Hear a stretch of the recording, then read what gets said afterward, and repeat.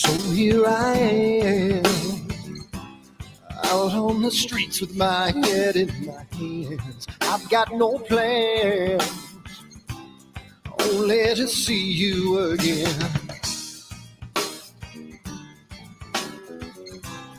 Don't get me wrong, sometimes I like being kicked on the ground. I'm not that strong, but then I come to my senses. Yeah, I'm coming. You can feel my power, and I feel what is real when she feels me. And I feel what is real when she feels me. And I feel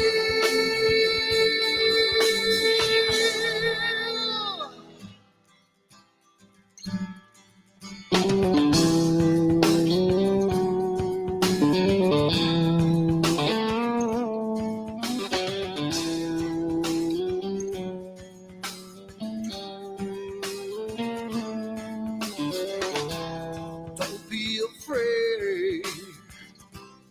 Don't do that man with the scar on his face. It's a charade. It's just the way you've been living. Yeah! I'm coming. You can feel my power.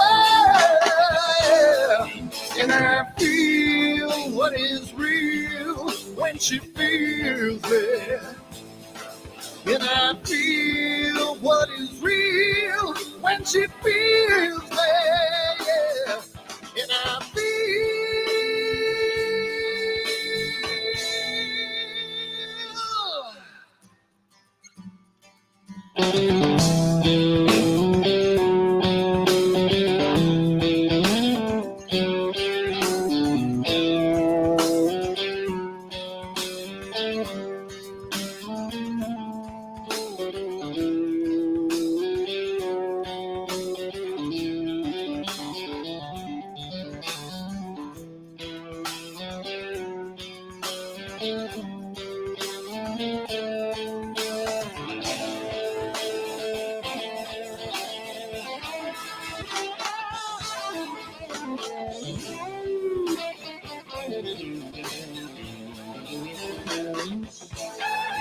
And I feel what is real when she feels me. And I feel what is real when she feels me.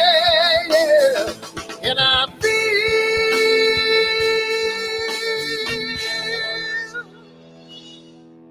And I feel what is real when she feels me. And I feel what is real when she feels me. Yeah. And I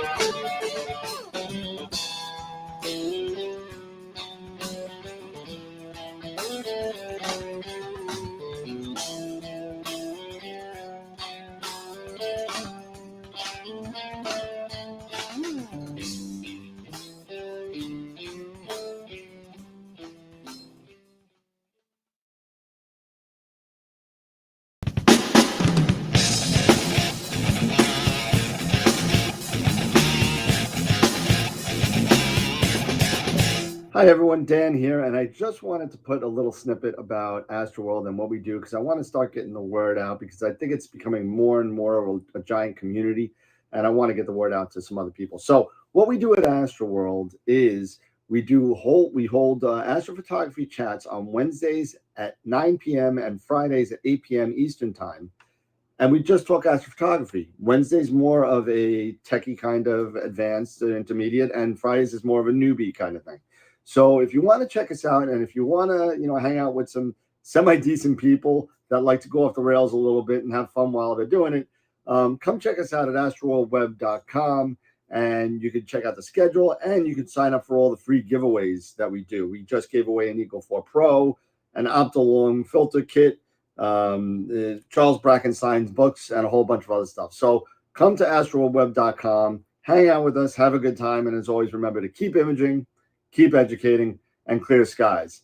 And I'll see you soon. Bye-bye.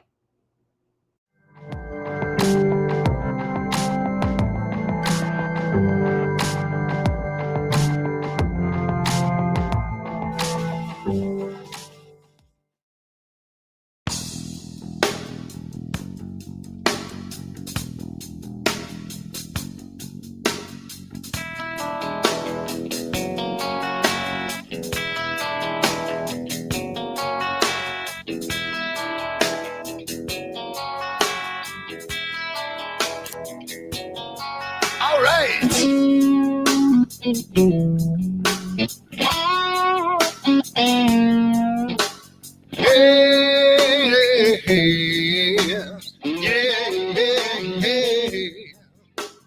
Where did my color go? Got your head in the sand. You can't be in control using a powerful hand. I wanna be you, I wanna see you. Don't taste the kisses of hate. Don't try to tell me, don't try to sell me, don't try to say it's too late. You're gonna push me to the edge, back me in a corner, making me stand in your shoes. Push me to the edge, hot little color, it's black and white and blue. Black and white and blue, yeah. All right.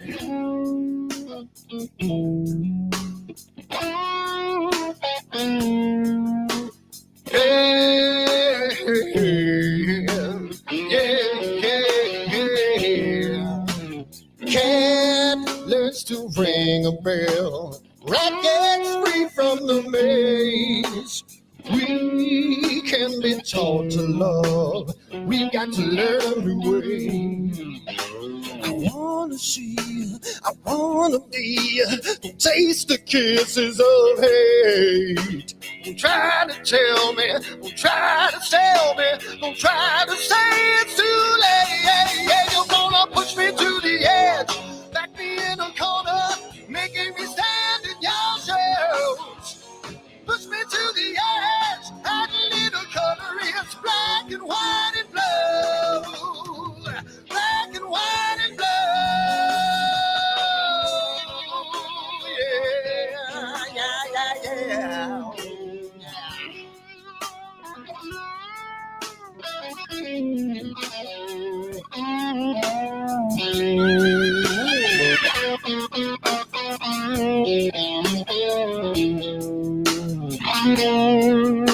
I wanna be, I wanna see, don't taste the kisses of hate.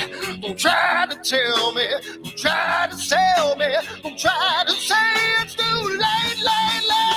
Push me to the edge, back me in a corner, making me stand in your shoes. Push me to the edge, hot little color, it's black and white and blue. Yeah, black and white and blue. You're going black and white on the edge, back me in a corner, making me stand in your shoes. Push me to the edge, hot little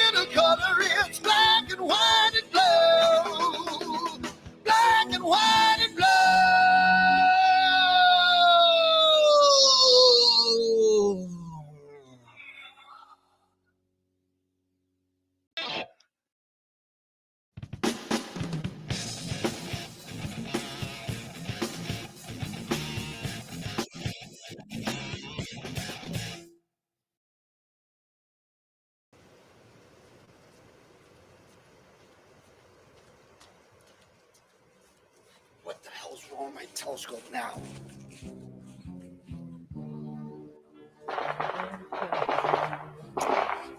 Get what's wrong with this thing.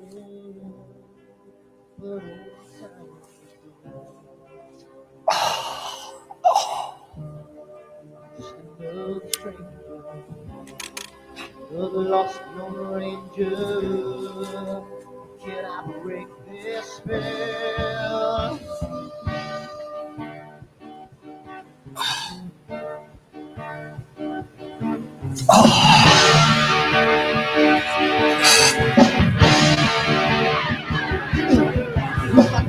You want things right, I make you do things wrong. If I want that fine line, I will always take the fall. If I just do the left, watch it hit from the right. I sleep all day long, then I'm dreaming through the night.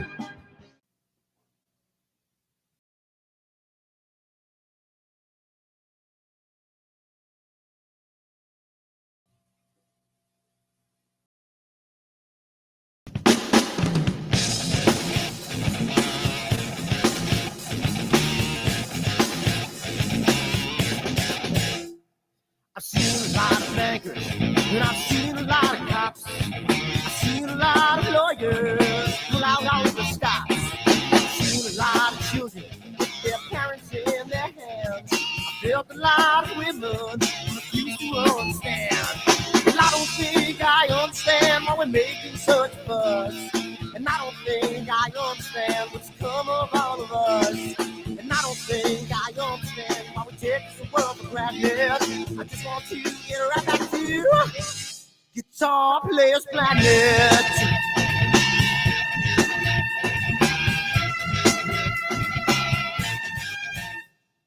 You see it in the papers, you read it every day. The riots and the fires going on in South LA. The muggers and the government, they're all wanting the same thing. They take you for your money and whatever else bring. Well, I don't think I understand why we're making such a fuss. And I don't think I understand what's come of all of us. And I don't think I understand why we take this world for granted. I just want to get right back to Guitar Players Planet.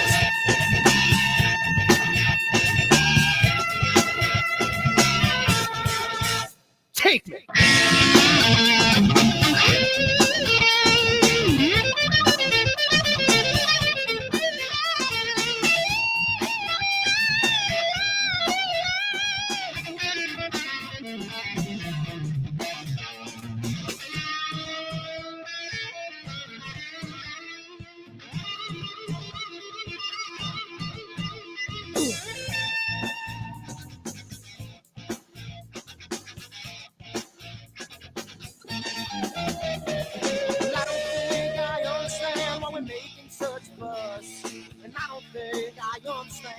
Come of all of us, and I don't think I understand why we take this world for granted. I just want to get right back to Guitar Players Planet. Guitar Players Planet. Guitar Players Planet. Guitar Players Planet. Guitar Players Planet. Guitar Players Planet.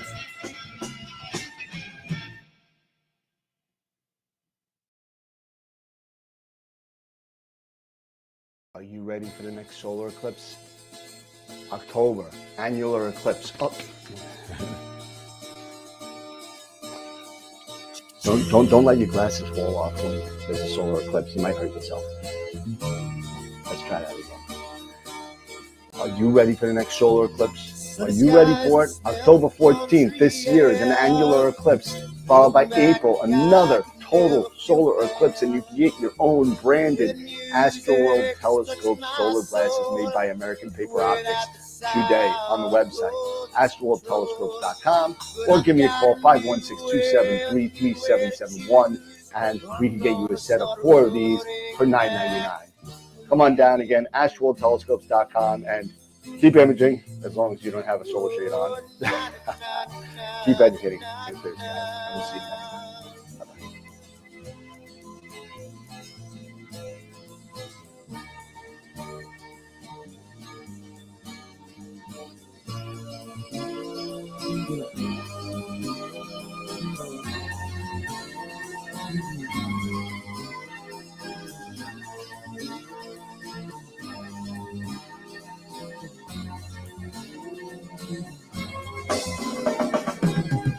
Seems to me that I have lost my friend. Got the sunset off the highway again. Then I get lost on a long summer day. I must go back before it's too late.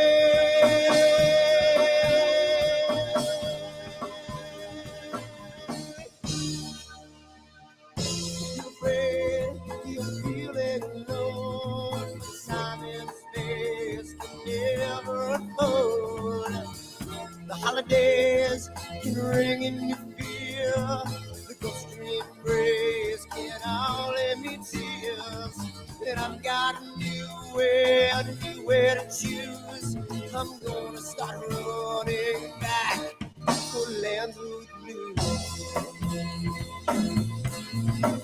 Oh, na na na na na na.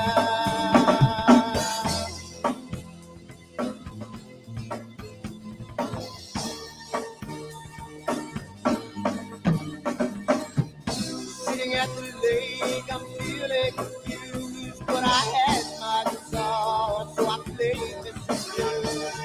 But I'm afraid, what might be true, that I might never be back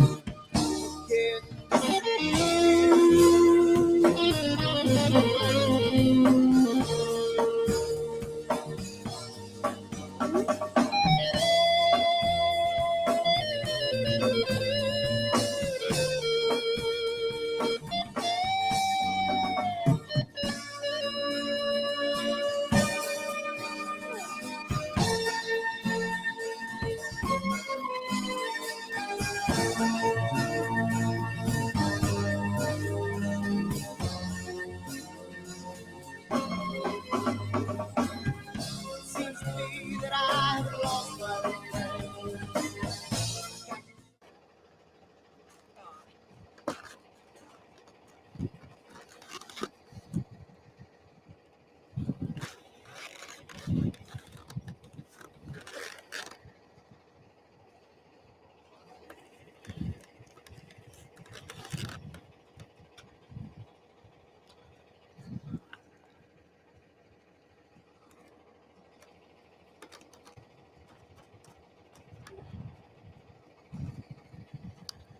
It's gotta mean something.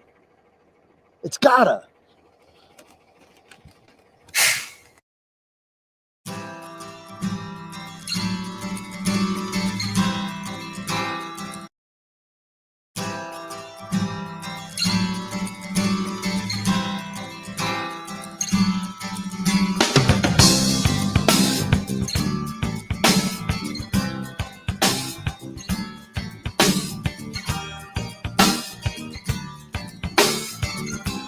So here I am, out on the streets with my head in my hands. I've got no plans, only to see you again.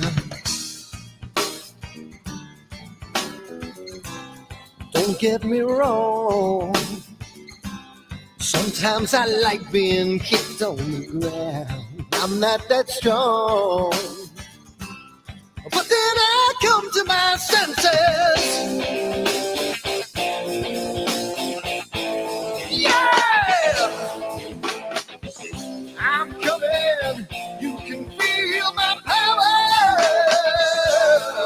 And I feel what is real when she feels me. And I feel what is real when she feels me. And I feel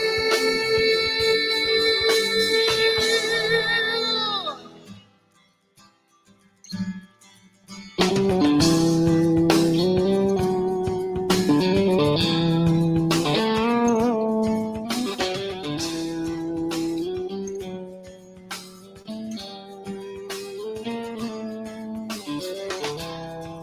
be afraid. Don't do that man with the scar on his face. It's a charade. It's just the way you've been living.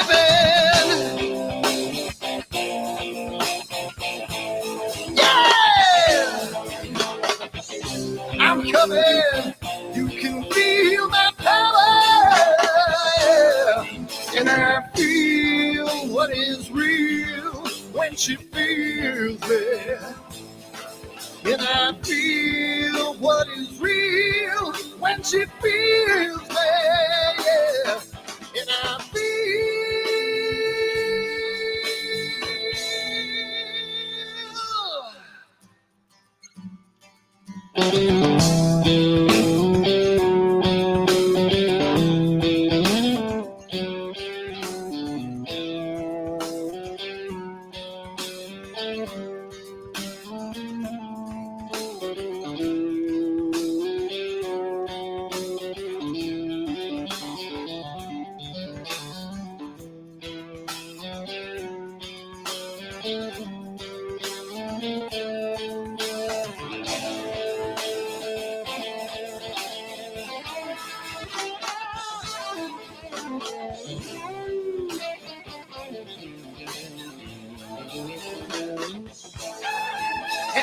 feel what is real when she feels me. And I feel what is real when she feels me, yeah.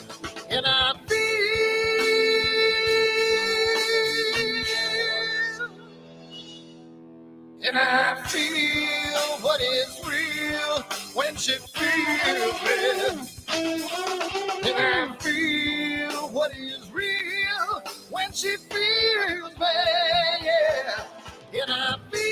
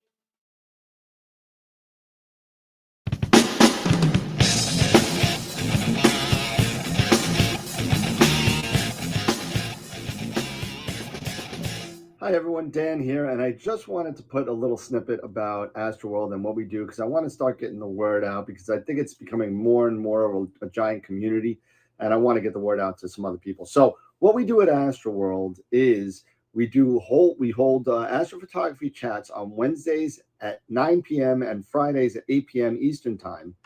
And we just talk astrophotography. Wednesday's more of a techie kind of advanced intermediate, and Fridays is more of a newbie kind of thing.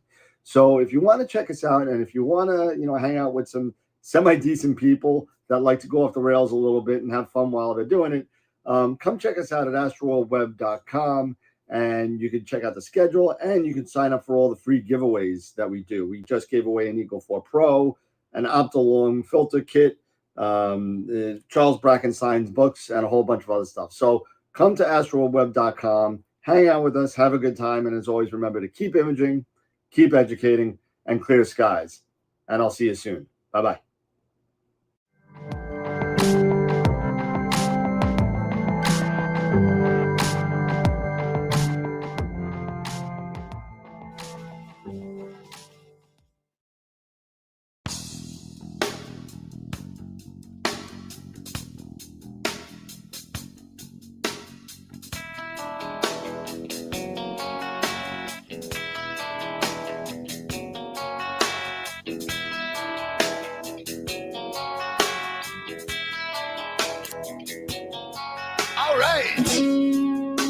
Where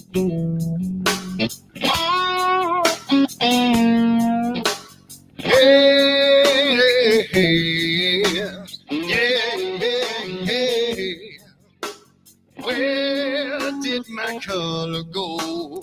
Got your head in the sand. You can't be in control, using a powerful hand.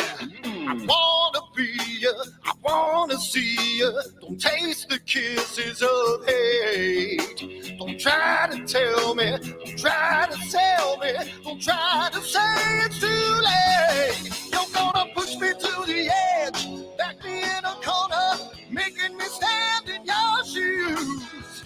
Push me to the edge, hot little color, it's black and white and blue. Black and white and blue, yeah. All right.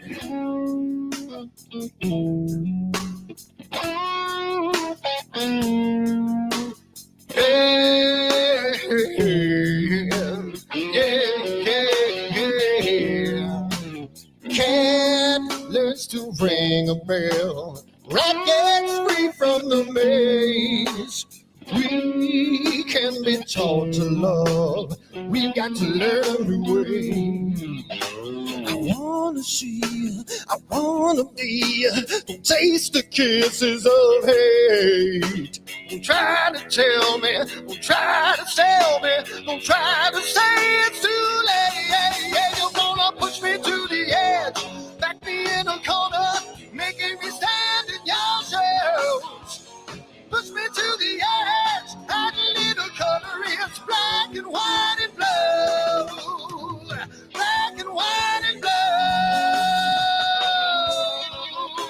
Yeah.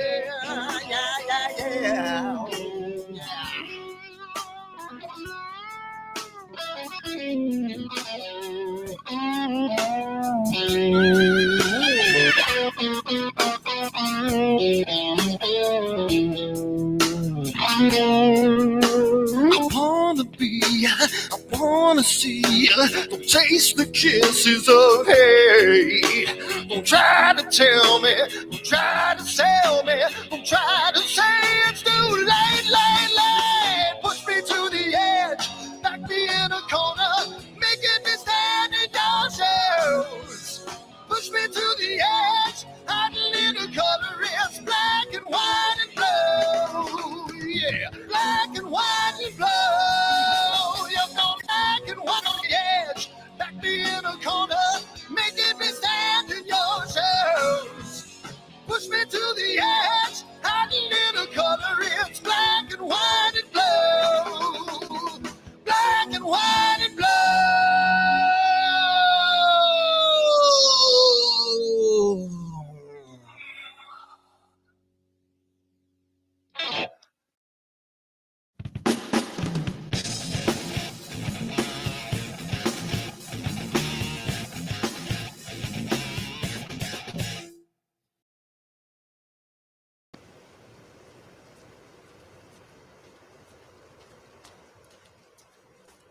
What the hell's wrong with my telescope now?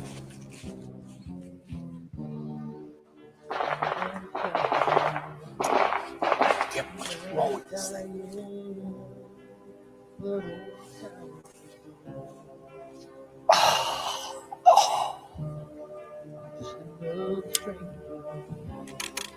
The lost Lone Ranger, can I break this spell?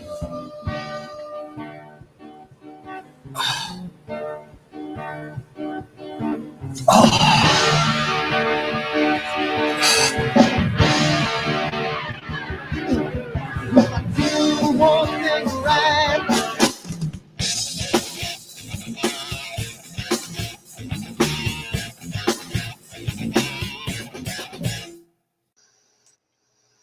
All right, how's it going, everybody? And we are here tonight, and we have a lot of people tonight. This is a lot more than we've had in a while, and it's nice to see everybody. First, let me say hi to our guest, Nico Carver. Welcome. Welcome to your first solo appearance. You were on Astropalooza, but your first solo appearance night with us. So Thanks, welcome. Dan. Yeah, it's great to be here. Happy 2024. Yeah. We all made 2023 is gone, and we got a lot to discuss regarding what's happened last year, maybe what's coming forward. So it's going to be a lot of Yeah. fun talking about that. But before we get into that, let's for those of you that don't know this, we do have some sponsors and we do have people that give us free stuff to give away to the membership, and we got to say thank you to everybody. So let's do that before we get down to brass tacks here. So um, there we go. So for those of you that are new to the show, welcome to the show. It's great to have you, and you're in for a treat because you got Nico Carver with us, and it's going to be a lot of fun catching up with him. But we got sponsors that give us a lot of free stuff. Prima Luce and Optolong have been two of our main sponsors, so thank you to them. Be on the lookout, and if you're not involved with any of the giveaways, go to astroworldweb.com and sign up for the giveaways because we did purge all of the wheels, so we're starting fresh. We got rid of all the people, so if you already signed up for them, sign up for them again. Thank you also to Masters of Pix Insight and IP4AP. We give out a free Masters of Pix Masters of Pix Insight workshop every Friday night, and every month we give away a free IP4AP yearly subscription. That's $100 value. We give that away once a month. So definitely get involved with these giveaways. Plus, our parent company, Astroworld Telescopes. So if you need anything, you can come and email me as well. For those of you that don't know, again, most of us know by now already that a good friend of the show, Nigel Arnold, has passed away. He lost his battle with cancer back in December. And there's a GoFundMe page that was started by Luca Matico, Luke Newbold. Feel free to go there to the GoFundMe page, and all the monies that are raised are going to Cancer Research UK in the memory of Nigel. So it's a really good cause. Please, Nigel, if you know Nigel, he was a great guy, and we're gonna miss him. So tonight we have Nico Carver from nebulaphotos.com, and we're going to be talking with him about what's happened in 23 and what may be going on in 24. So we're going to be talking about some really good conversations. So stay tuned for that. January 17th, we have Maxi Falieres. He's my friend from Argentina. He's an astrophotographer out there, and he's also a speaker at the Global Star Party. You might have caught him on the Global Star Party from Explore Scientific on Tuesday nights. He does a lot of presentations on that. Followed by another GSPer the following week, Adrian Bradley. He's known as the Nightscaper. That's him taking a picture of something, and looks like maybe an Esprit scope or in a Taurad or something. It looks like he's doing some visual, but he also took that photo in the background as well. So he does a lot of really good nightscapes. February 14th, we have Greg Crinklaw coming on from Sky Tools. So come and check that out. He's going to be, a lot of people were asking in the chat over the past couple of shows about how can you use Sky Tools to image and use the imaging sequencer. So we got him on. So February 14th.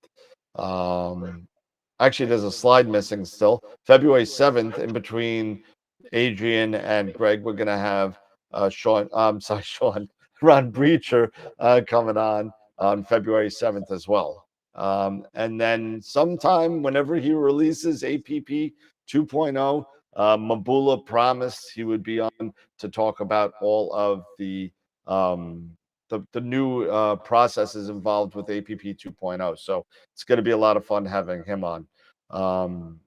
And we couldn't do it as well without all of our members that are on Patreon or on YouTube. everybody that's involved with it.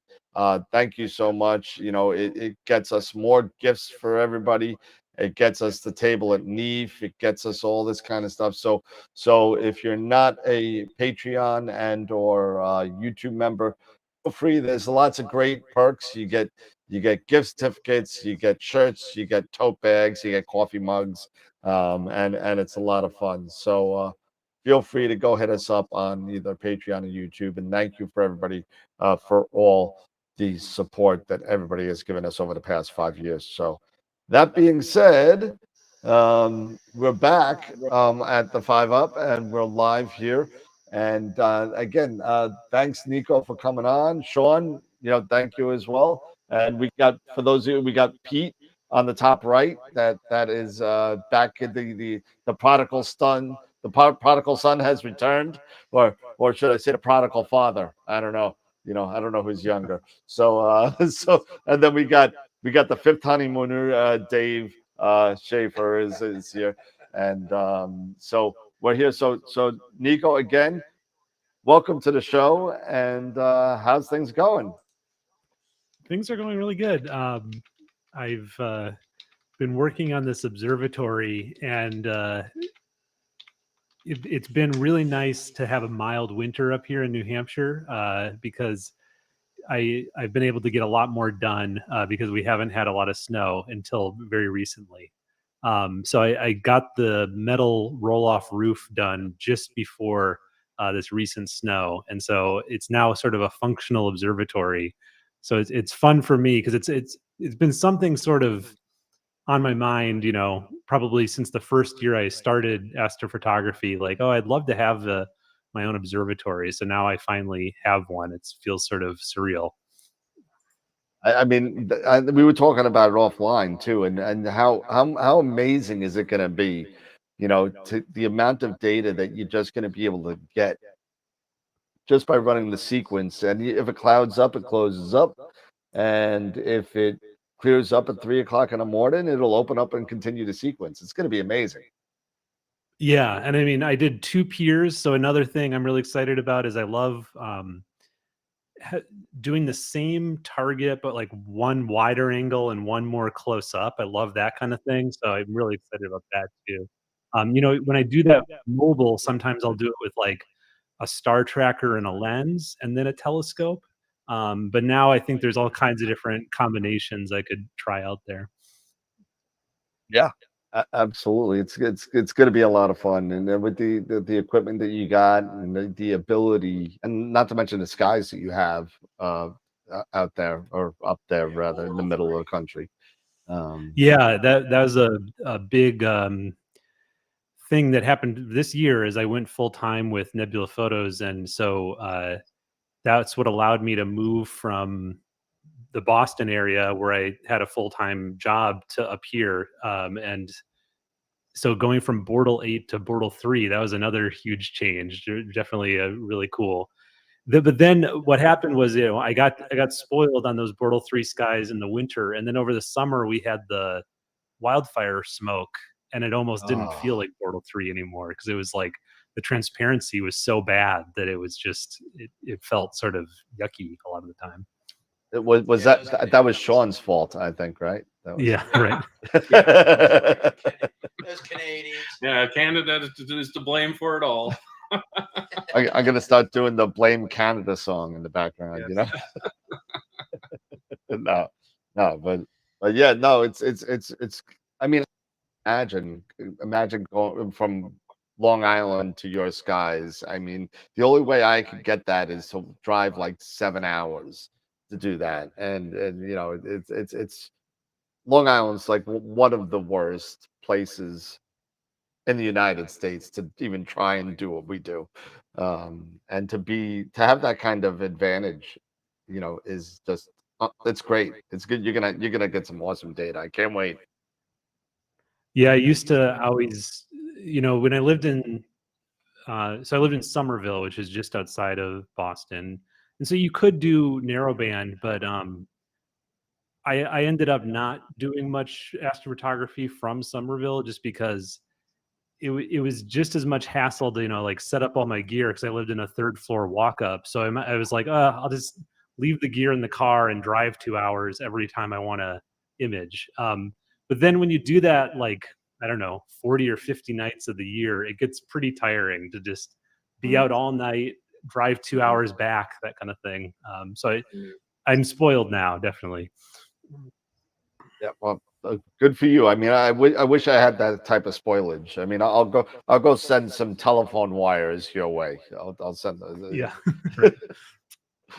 So I know we were talking offline about, and we could throw this out to the entire group as well about 2023 has been a really transformative year in astrophotography and astronomy in general, going from James Webb to AI.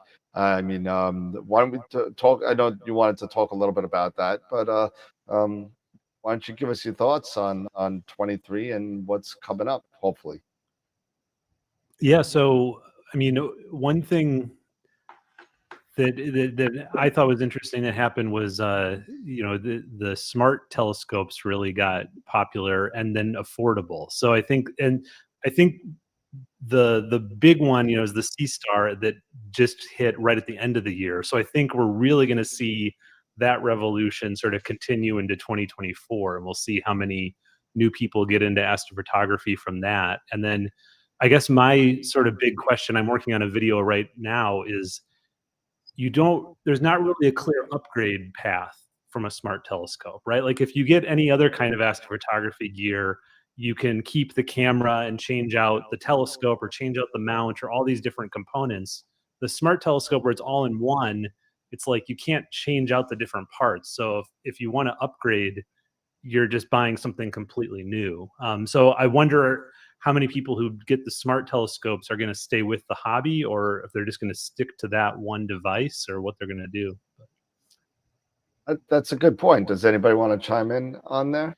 Well, the only thing I can think of is at least the Sea Star isn't a bank breaker. Okay.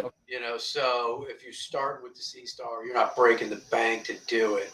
That's true. To where, some of the other ones, the new Celestron one's going to break the bank, $4,000. You can get a great astrophotography rig for $4,000 that is upgradable, and you can, work around it and do all kinds of different things with. But yeah, that's the nice thing about the Sea Star, is the affordability of it. What was one of the first ones? The Stellina. That was like $3,000 or something. Yeah, like you had the Vespera and the Stellina. That was like one of the first ones. So they came out with the Vespera at like $4,000, and then the Stellina came out at $2,500, and they brought it down to like $2,000 and so on. It was still rather expensive, but but for a beginner, I think the Sea Star is a great price point to where okay. Then you might look into it and go, okay, well, what can I do? And then you potentially fall down the proverbial rabbit hole of, all kinds of different equipment. Personally, I think the issue is going to be is that you can take the raw data, and having these telescopes and having these detectors is fantastic. But the big issue, once again, is the post-processing. That's where the time consumption comes in. And I think a lot of people are going to say, well, wait a minute, I want something where it's just like taking my cell phone. I want to be able to hold it up and take a picture. It doesn't work like this with astrophotography at this current stage. Not to say in the future we might get AI to come in and make post-processing a lot easier. Do it on the scope. Yeah. I think that it's coming out. Yeah.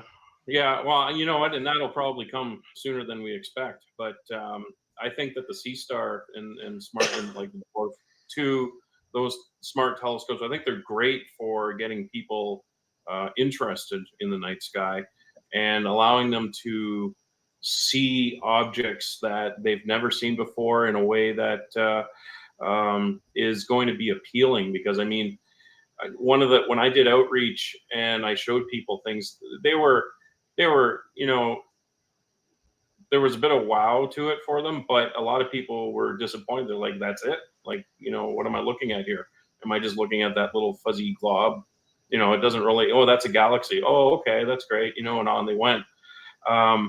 With the Sea Stars example, you can, you know, take images and have it stack for you, and you can see that galaxy like you've never seen it before in a lot of situations.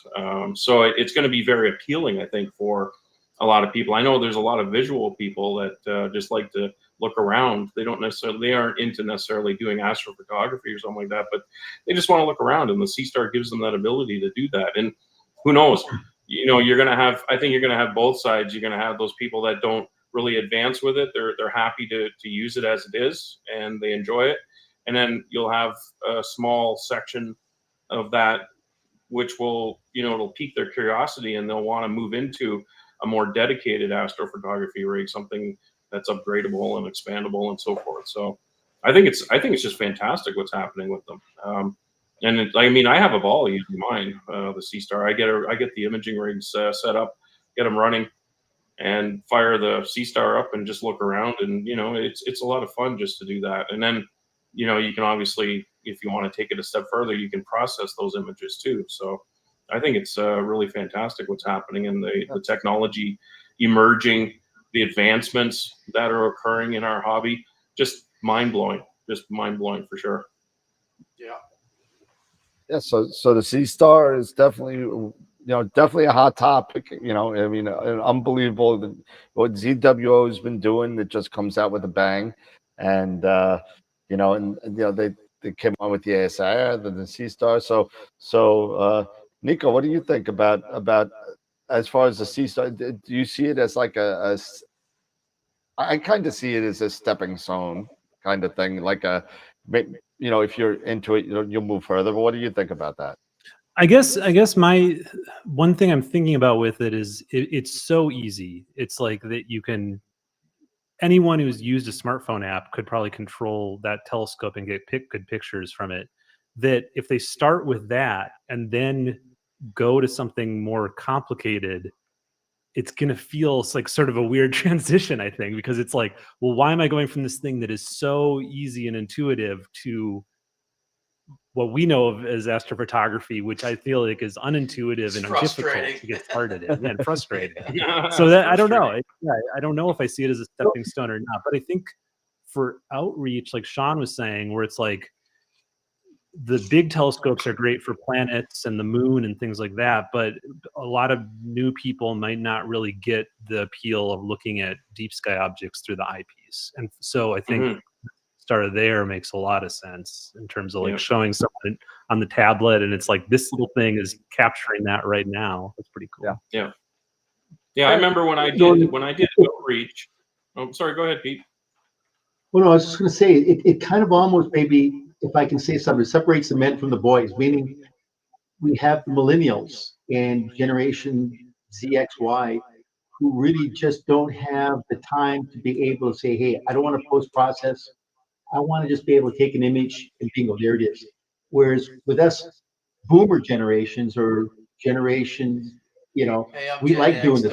Don't badmouth Gen X. We like to do the post processing because we really just fine tune what we want to do, because we want to make that 2x3 print and put it up on the wall, right? And Pete, in all fairness, I think you're the only boomer He's the here. only boomer. So Are you telling me I'm showing my age? never. I would never say that ever. Guy still plays hockey. I mean, come on. Yeah, right. But yeah, so the Sea Star is a big one. What else has been going on in 2023? Let's see. I know I reviewed some of the harmonic mounts. I know you, Dan, have the Nix 101. That's a cool mount. Yeah. I mean, it's interesting. Those two is the harmonic mounts are like Ioptron's making those really big ones, because it's like when I first heard about the harmonic mounts, I didn't really think they were going to make big ones, because I was like, well, if you need a big telescope, why do you need a harmonic mount? But I don't know. Maybe people want that, I think part of the allure of it is the no counterweight option. So even though it is bigger, you don't have to carry around, 220-pound counterweights either. So I think that's part of it. But I think you're right, though, in the way of, these things were made to be portable, and now they're not portable anymore. So Yeah, why do I need a harmonic mount that can carry 100 pounds? I mean, I don't know. I guess it's one way to look at it, because you do lose the counterweights and you do lose everything, and you carry them out in a little bag, and it's nice. But I mean, you're just going to be carrying another 150 pounds worth of telescopes gear to put on top of it anyway. So, Yeah. Yeah, I saw, Nico, you were talking about the mounting plate for the Knicks that they have with the power box built in. Yeah, and the all new that. saddle. That's a cool saddle, and that's something that probably everybody's going to start doing now too.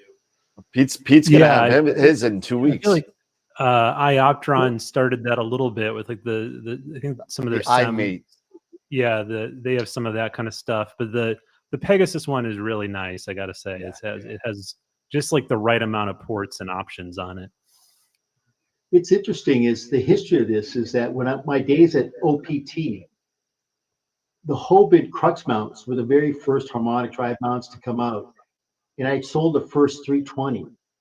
And that was back in 2016. And it's funny to watch how this thing has just evolutionized now. And now you've got everybody coming on to the playing field. But you're right. It's going to come down to which ones are going to offer more features, benefits. And I think really right now, the Pegasus offers the better features, benefits of all the harmonic drive mounts. Yeah, I would agree with that entirely. Yeah, for sure. And I love it. I love being able to take this thing and put it on my shoulder with the head and the legs and everything, and my telescope for that matter, and carry it on my shoulder in the house, because it's. I mean, I don't do that with my astrophysics scope, but I mean, just I'll sit there and do like my FRA 400. I'll do my my Red Cat and stuff like that, and I can take it and I can just throw it on my shoulder and bring it inside. I'm not even going to take it apart. Eagle, everything on top of it, just throw it in there, and it weighs nothing. It's a really great piece of machinery.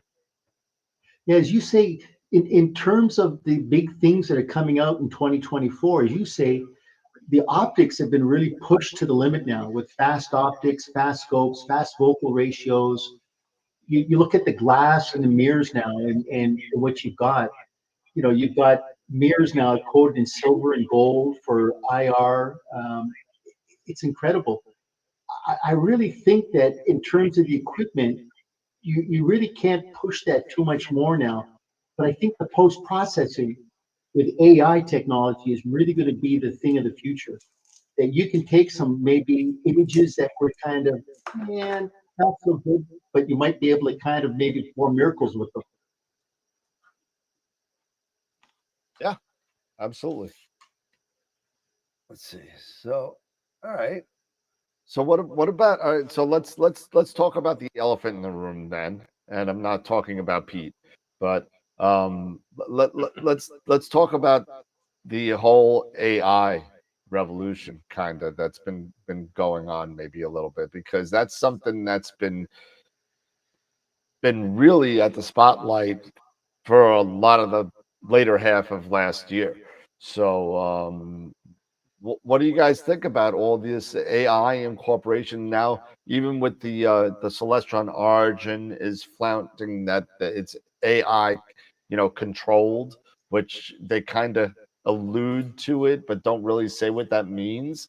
So I'd like to get some more information on that as well. But I mean, well, Nico, let's start with you. And what do you think about all the incorporation of AI into everything we're doing?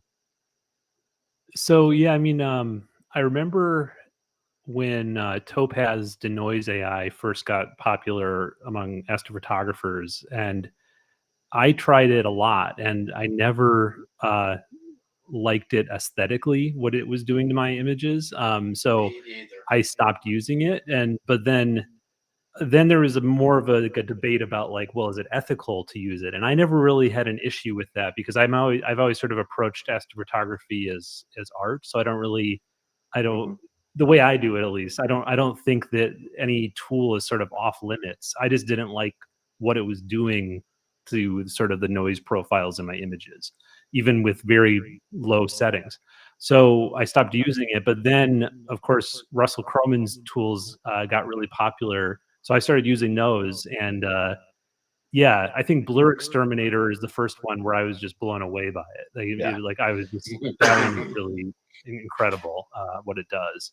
Because if deconvolution I did eventually sort of determine a way to do deconvolution, but it's still, even with all the like my steps that I would follow, sometimes it just wouldn't really work out quite like I wanted. But with Blur Exterminator, it just seems like it always works. So I don't know. You have some kind of magic there. I was cursing Russ when Blur Exterminator came out because I was reprocessing everything I could find. It didn't matter what it was. I was going back over the years. I was grabbing this, grabbing that. I was reprocessing. I was like, "Damn you, Russ!" Yeah. So, but I mean, it's like, that was the thing. It was like you'd go through all those steps to do deconvolution, and some data sets, your steps would work great. Some data sets, it just never worked. And nope, you and either Russell got comes too much out, ringing and or it's too much one button, worms, and there was it a lot of steps. There was a lot of steps. There's a to do lot deconvolution. of steps to There do. was, that. yeah. And Took a long that time. even plays into Noise Exterminator as well.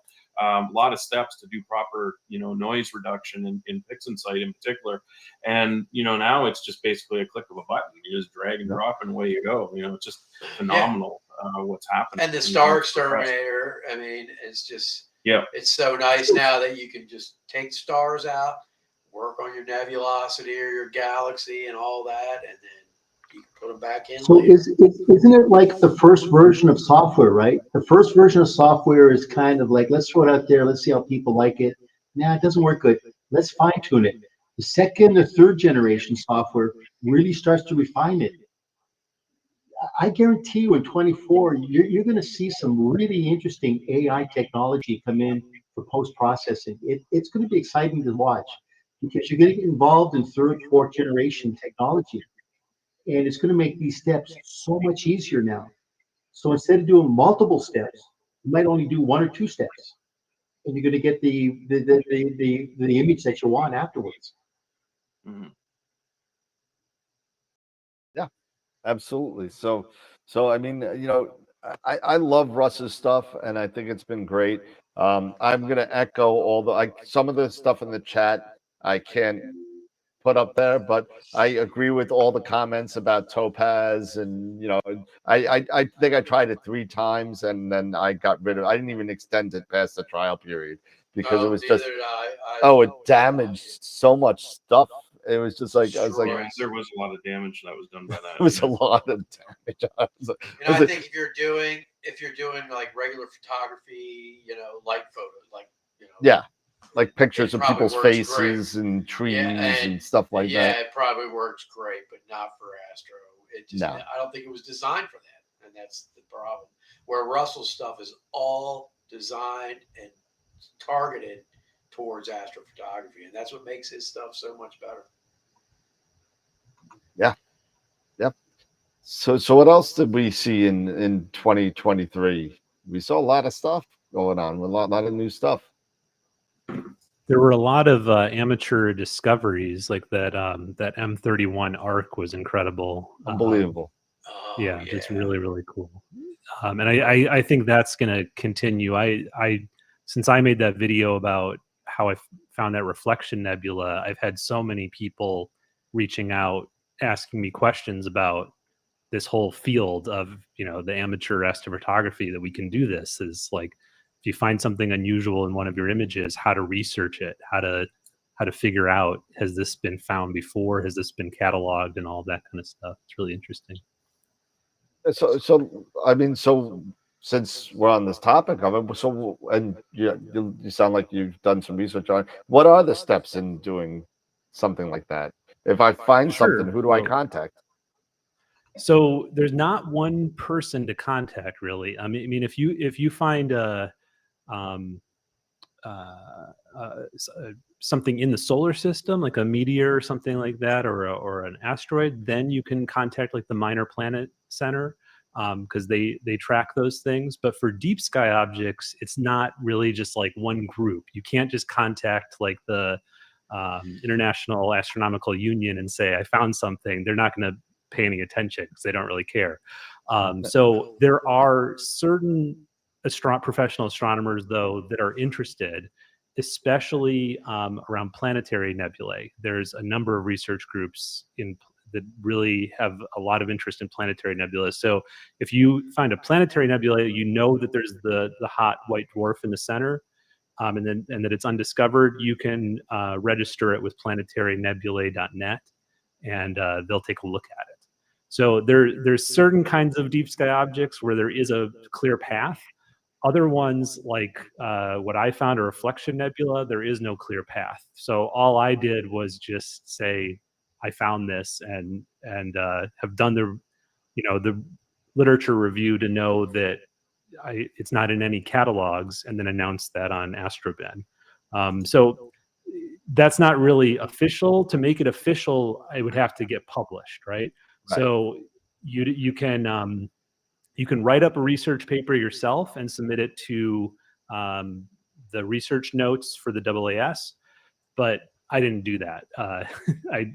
It's a lot of work to do that, and I just didn't feel like it was worth it for me. Maybe if I found like a whole collection of reflection nebulae, like 20 of them, then I would sort of feel like, okay, I should write a paper and actually get this official. But that's the main path, is either like write a research paper yourself, write one with a professional astronomer, or if it's a planetary nebula, you can actually just submit it to these guys in France and they'll take a look at it. That's pretty interesting, because it's there is still being, like you said, there are lots of stuff still being discovered to this day. Just, I mean, it wasn't last year, but I remember when the Flux Nebula, the IFN, was just all over the place, and we're like, oh my God, look at all this stuff. We all thought it was garbage, and now it's like really cool cloud formations in the sky. It's pretty awesome. And I mean, just more, not more recently, but another one, the biggest one, recent one that I can think of, is the Bubble Nebula, which was just staring people in the face for years. And somebody said, "Hey, what's that?" and they found the Bubble Nebula, and it was pretty amazing. But to your point, I mean, just keep on imaging and looking at your images. So it's one thing to sit there and say, a lot of people don't do this, and I don't even do this, to be honest with you. When I take a look at the image and I'm imaging, let's say, I don't know, the North American Nebula, we'll throw it out there. And a lot of people are, when they do their processing, are more concerned of the aesthetics of the North American Nebula, not actually looking at what they're imaging, and they just see the North, and they don't kind of totally with a fine-tooth comb look through things to find other things inside. You know what I mean? Unless if it jumps out at you, they're not really going to go search. And yeah, that close looking is an important point. So I sort of jumped ahead to like what to do if you find something, but if you want to find something in one of your images, you have to start by really closely looking at the data. And the tools to remove the stars are very important for that, StarNet or Star Exterminator, because what you'd want to do if let's say you're shooting mono, run one of those star removal tools on every filter.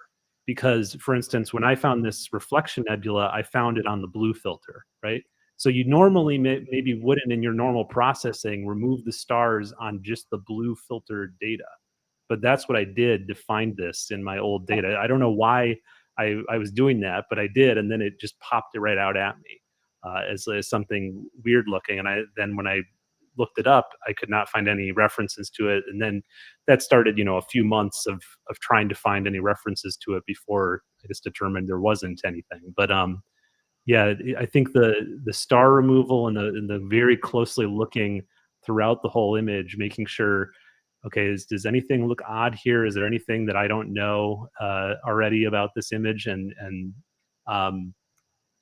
another interesting thing I think is that a lot of times people think you have to go to a really weird part of the sky to find something, but a lot of times, like the M31 arc or all these different discoveries, they're right off popular objects, but they just might be really, really dim. So no one's ever found them. Or like another example is that Squid Nebula, right? People had imaged that flying bat, that H2 region, many, many times, but it took a deep integration with the O3 for the squid to pop out To there. pull that out. Yeah, that's interesting. Yeah. Yeah. That's like when you blink images in Pixelsight, where you're blinking through all your images, and you always see that one little dot that's as you're blinking through, cruising across sky. You realize, oh, that's some asteroid. You can go and you can figure out, okay, what is that? And then, of course, you always find out somebody knows what it is. Yep. But it's cool. You see, wow, I caught that asteroid going through my field of view, for an hour, Yeah. pretty wild. That's always a lot of fun. I mean, unfortunately, I was talking to Sean earlier about, I haven't really imaged since Starfest. I mean, back in, what was that, August? So August. yeah, so I mean, the next time I image will probably be Cherry Springs in June, because it's just a mess here in my backyard. I mean, I'll probably go to the beach, and that the beach for me is like a portal 5, 6. So I mean, depending on which side of the sky I'm looking at. If I look west, it's a mess. If I look east and south Over the ocean. over the Atlantic Ocean, then I'm good. But I mean, it's just a mess. But yeah, so a lot of really cool discoveries. I mean, James Webb went up also as well this year, and Oh, gave those us some images were amazing.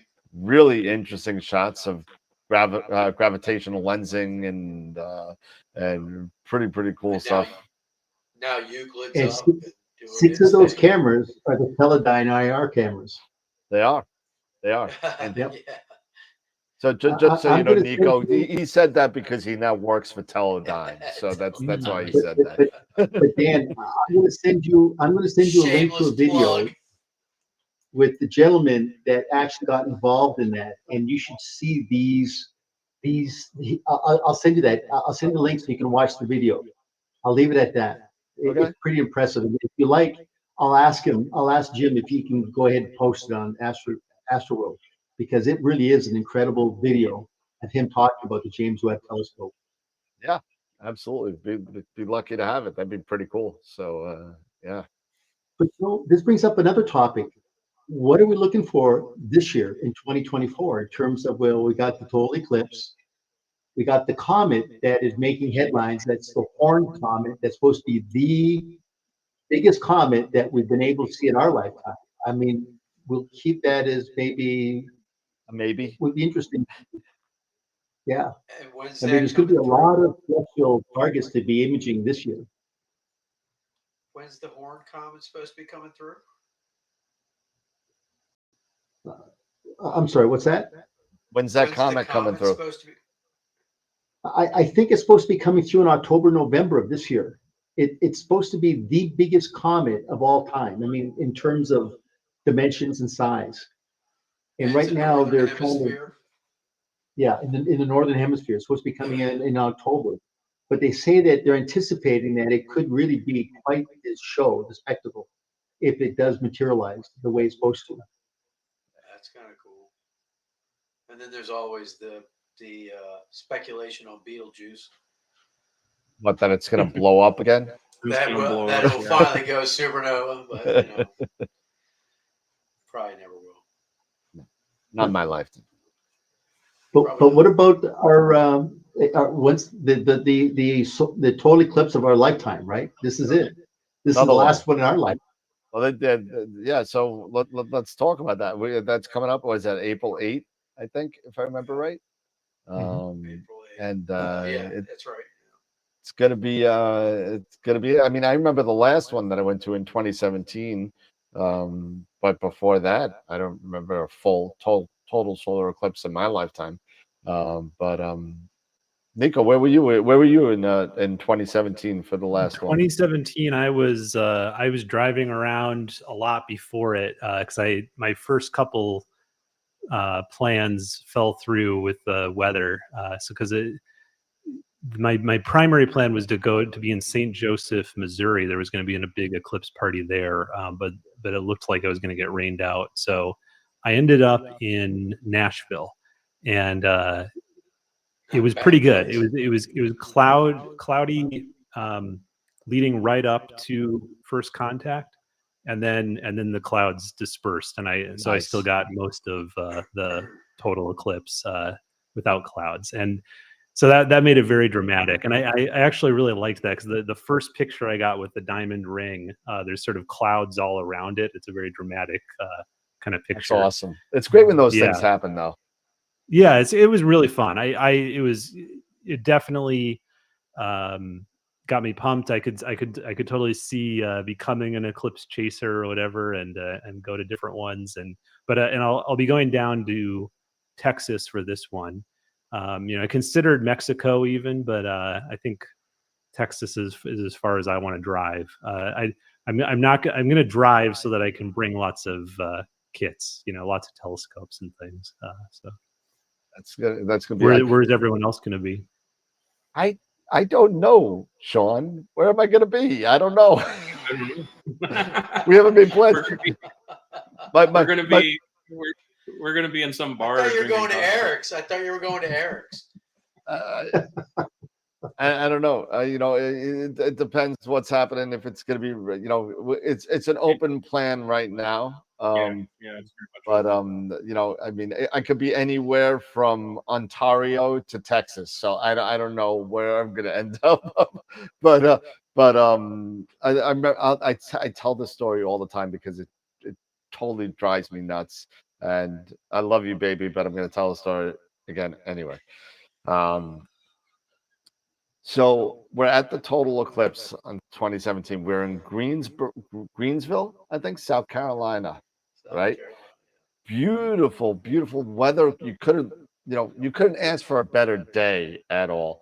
And I'm there, and I'm seeing all these telescopes out. We were at it was a solar party kind of thing. It was a big thing in a big field, and I see this big platform here. No one's in it. It's like this big circle with like a nice mosaic of the universe on there. And I was dumb. I never did a solar kind of eclipse picture. I never did a solar eclipse picture.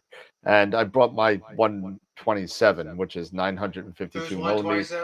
I took the 120. No, it was the one before yours. Who's 127? It was the one before yours. It was the essential metal one. That's what it was. But I put it right in the middle of this thing. I said, "Can I use this?" No one's using it. I said, "Fine." So I ended up being interviewed by BBC, South Carolina TV, all the thousands of telescopes all around. But so the total eclipse is coming, right? It's coming. It's getting darker. It's getting darker. It's getting darker. And I'm like, babe, whatever you do, once don't point this. Take this video camera. I got this little dinky video camera. This is the actual video camera right here. And I said, babe, just when it gets totally dark and you hear the oohs and the ahs, point up. It's okay. You can only do it if it's total. You can only do it. Just don't do it any other time. So I said, solar eclipse goes. I'm happy with my photos, even though I'm too close because I brought too much focal length to do this because I'm a moron. But I'd say, okay, babe, let me see it. So I open up the thing and I say, oh, cool. I'm seeing tops of trees and it's getting darker and it's getting darker. And then I hear the people go, oh, wow, oh, this is awesome. This is great. And I'm still seeing trees and tops of houses and stuff like this. And I'm like, and then all of a sudden it starts getting brighter. I'm like, where is it? Where's it? Why do I have only trees? What is going on here? I was afraid it was going to burn out the camera, so I didn't point it up. I wanted to take this thing and throw it into the field. I was like, but I got some okay Well, pictures with the it's a telescope. big misconception. I've done some eclipse videos now, and there's so many comments on those from people saying you can't take your eclipse glasses off. And even though I very clearly explain you have to be in the path of totality, Right. you can do it during the totality, you still get tons of people saying never take your eclipse glasses off. You'll burn your eyes out, kind of thing. Yeah. So I think it's still hard for people to accept that they can actually look at the eclipsed sun. No, and you know what? Maybe we could all try on. The one thing that freaked me out about the eclipse was the temperature drop. Number one, I mean, it got cold. It went from like about 70 or 80 degrees in April in South Carolina to about 50. And it dropped about 30 degrees. It was out of control. And then the second thing that freaked me out, and tell me if you guys experienced this as well, the birds stopped. They stopped chirping. Because they think it's night. It was so quiet. You couldn't. All you heard was the people mumbling and talking and looking and pointing. All the birds stopped. And then once the sun started coming out again, all of a sudden the birds started chirping again. It was the weirdest thing. Can I make a suggestion? What we need to do in the next month or two, Dan, is we need to do a show talking about what would be the settings to be able to take images at totality. So all of our audience members can get an idea about what to do. So maybe Nico, please chime in. What would you recommend would be, say, the settings to do? Because I think people are kind of wanting to do this, but they just don't know what would be my settings for my camera, my telescope. I think this would And be a what really kind good of topic. what's the ideal focal length? Yeah, so Exactly. Yeah. the ideal focal length is going to be different if you have tracking or don't have tracking, right? So if you're just bringing a camera on a tripod, I wouldn't, I would go wider, even a 135 or 200 millimeter or something like that, because then what you can do is you can point it, you get the sun pointed with the filter on a few minutes ahead, and then the sun will still be in your field of view throughout the totality without tracking. Because you don't really want to be fiddling around with that during totality. You want to just be enjoying the event. So without tracking, I wouldn't go too zoomed in. I would stick to a lens, 135 millimeters. Like that. If you have a tracker mount or a star tracker, and you've done a basic daytime polar alignment with it, I think the ideal would be somewhere between 300 to 600 millimeter focal length. That way you don't have to worry too much about perfect polar alignment, but you can also be sure that you're going to get the whole corona, which is really the most impressive kind of shot that everyone wants to get.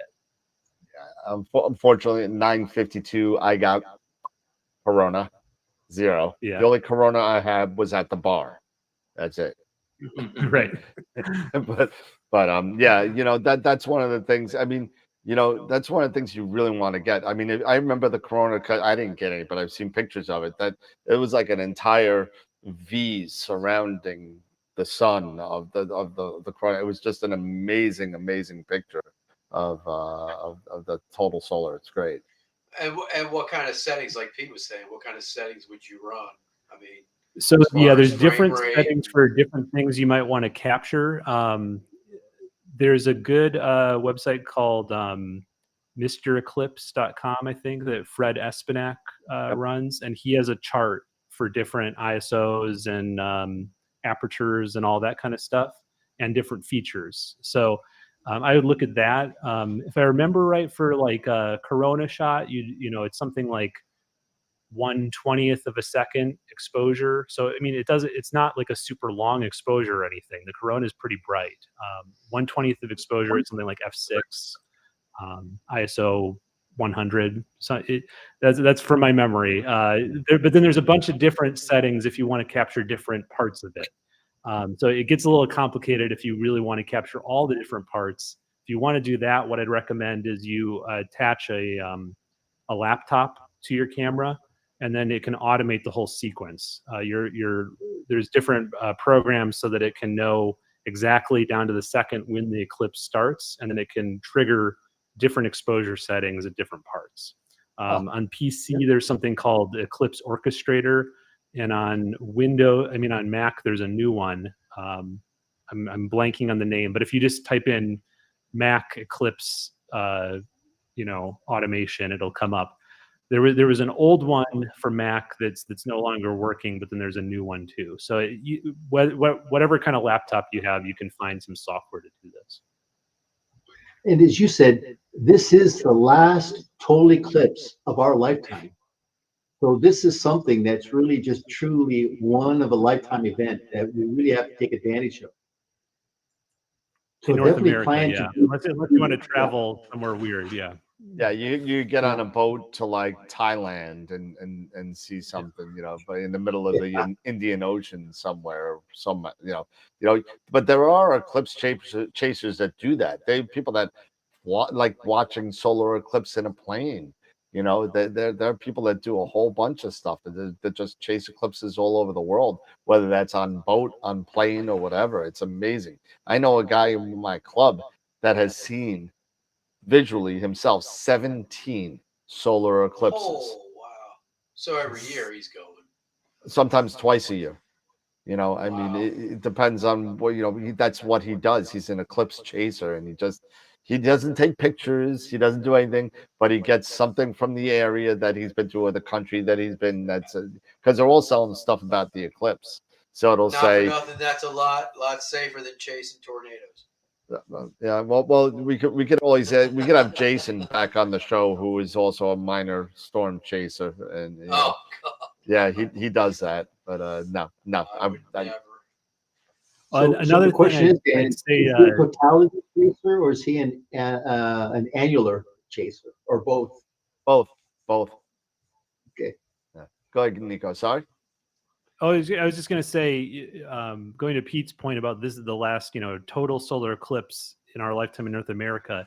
A lot of people are also sort of wondering, well, why is this one so important? Aren't there eclipses all the time, like lunar eclipses and different things? The total solar eclipse is just really impressive compared to any other kinds of eclipses you can witness. So if you're like, let's say within a few hours drive of totality, the path of totality, take the day off, get to the path of totality. Don't just like settle for the partial eclipse, right? Yeah. You definitely want to be inside that path of totality for this, because that's the really impressive thing to see. It really I'm just waiting for the government to make this a national holiday. Yeah, yeah, that'll be followed by the Super Bowl too. So, but it really is impressive. I mean, for those of you that haven't seen it, I'll echo exactly what Nico said. Go check it out, because it's just awesome. It really is amazing, and it's something, at least in the United States, unless if you're 12. I think you may see another one in, what is it, 2040 something or 2030 something later. I think it's the 2040s, yeah. 2040s, right? Yeah, so 2040s. So I mean, we're talking about another 20 years. I might see it. I may not remember seeing it, but I might see it. You're gonna have to roll me out with my oxygen tanks in my wheelchair, but I mean, it's just it's Come possible. on, you're younger than I am. You'll make it. Yeah, well, we'll see.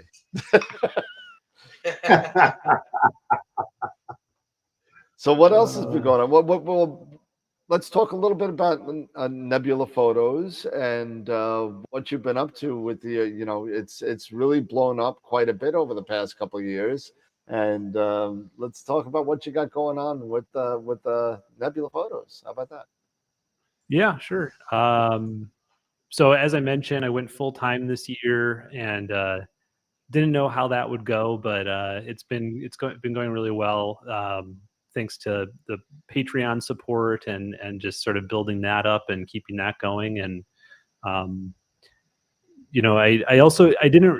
sort of knew that I wanted to do this observatory, but I I didn't know that it would take up so much of my time over the past few months. So I'm also really, happy that I could do that, have the time to build the observatory while I was still young enough and could do it on my own. There's something about, I don't know why, but I just really wanted to just sort of build the whole thing myself and figure that out. So that's been sort of a challenge, but a lot of fun to figure that part out. While I've been doing that, I haven't done as many images this year, but I did finish one that I started at the Black Forest Star Party where I saw you, Dan. Yep. So I could show that probably. Let's see here. I can share my screen. Let's see.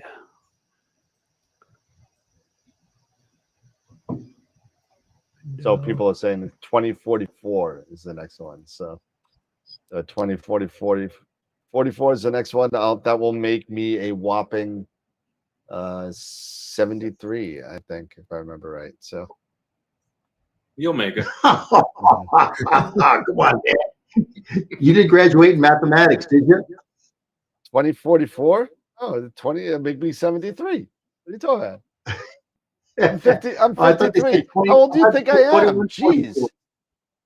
They said 2144. Oh, okay. They made a mistake. It's 2044. No, they made a mistake. So it's Tom Peters' fat finger problem. That's what you got going on. Yeah, 2044 sounds right. Tom makes So- great images, but he can't type. So this image I started at the Black Forest Star Party and then finished up here at home. But this is part of a larger plan I have to image the entire constellation of Cepheus in LRGB and SHO. Because I just think there's a lot of really cool stuff that I've never seen combined, right? So it's like a lot of times you'll see these dust clouds in Cepheus, but then you don't see all of the emission nebulae too. So I think it would be really, it's an ambitious project, but I'm going to try to do a sort of a 20 panel mosaic with all the different filters and combine them all with this kind of palette where it's sort of naturalistic, where you can see the emission nebulae in their natural colors, the O3 and the HA, but also the dust that really comes out when you shoot deep luminance. So this is the CTA1 supernova remnant. Yeah, go ahead. Nico, look in the very top. There's an emission H2 nebula region. What's exciting that particular red? You notice up at the very top, there's like a little arc of the red. 10 o'clock. Yeah. Yeah. So what star is exciting that? Is that the star to the right? That's kind of like, it looks like it's in that molecular cloud. Is that exciting, that particular region? I don't think so. I think that's, I think if we kept going up, you would see that that's part of a bigger H2 complex. So it's like a tendril from a bigger thing up there, if I remember correctly. But if you look at this image and there's some of that sort of background H2 sort of everywhere, even over on the right. And if you look at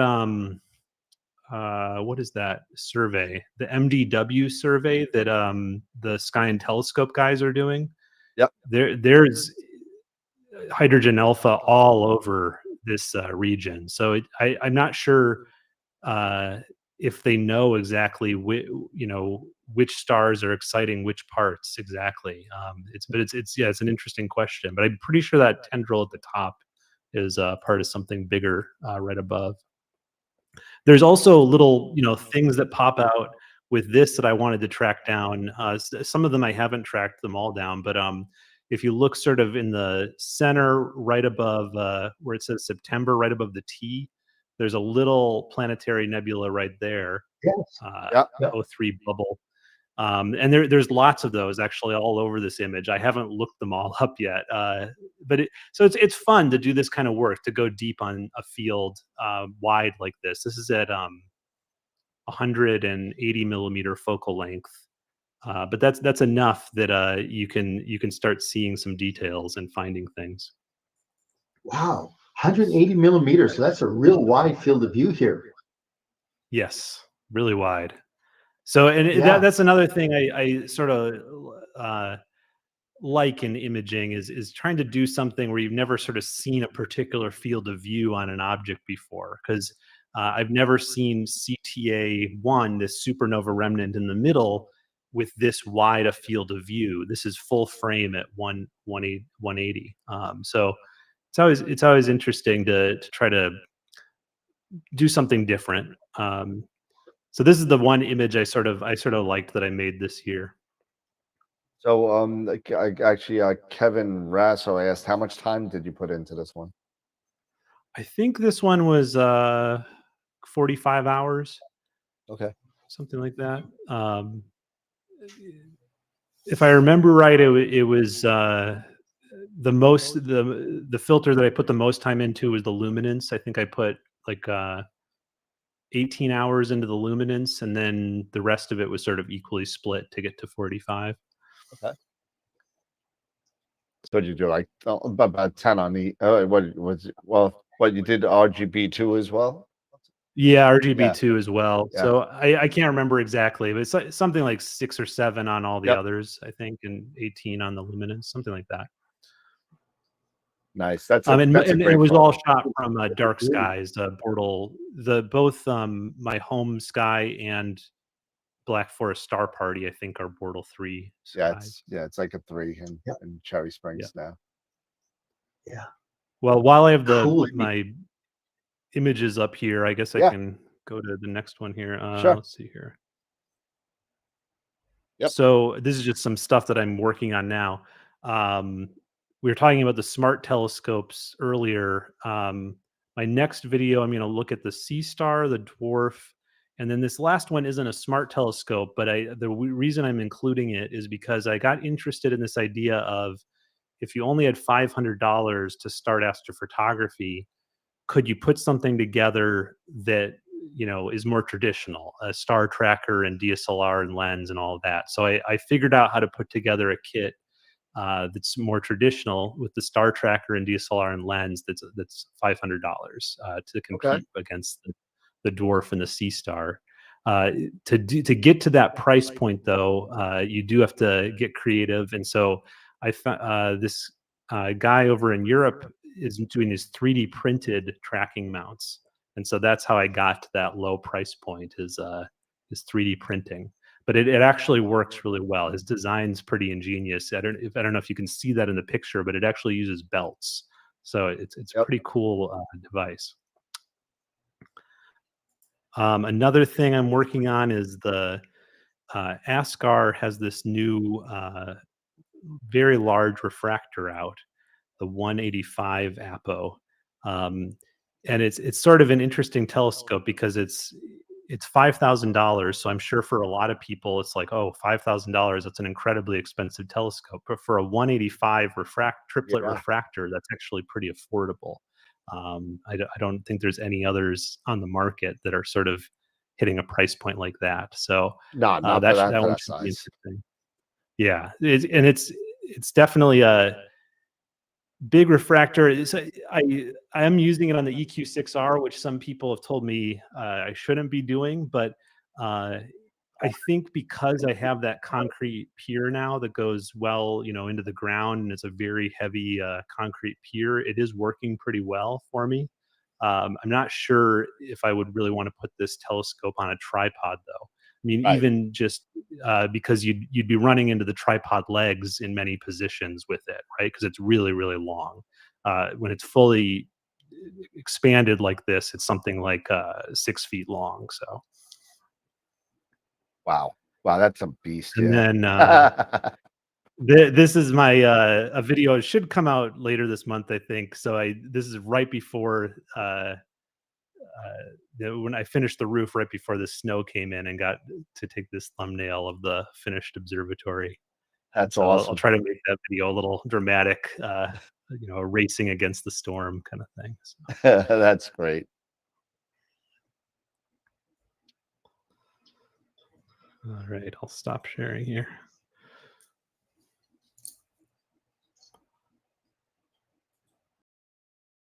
Whoops. Oh, sorry. I'm going to stop. There we go. You're good. Yeah. that's going to be an amazing addition to your repertoire. That whole Yeah. roll off roof is going to be amazing for you. Yeah, it's really exciting, and I mean,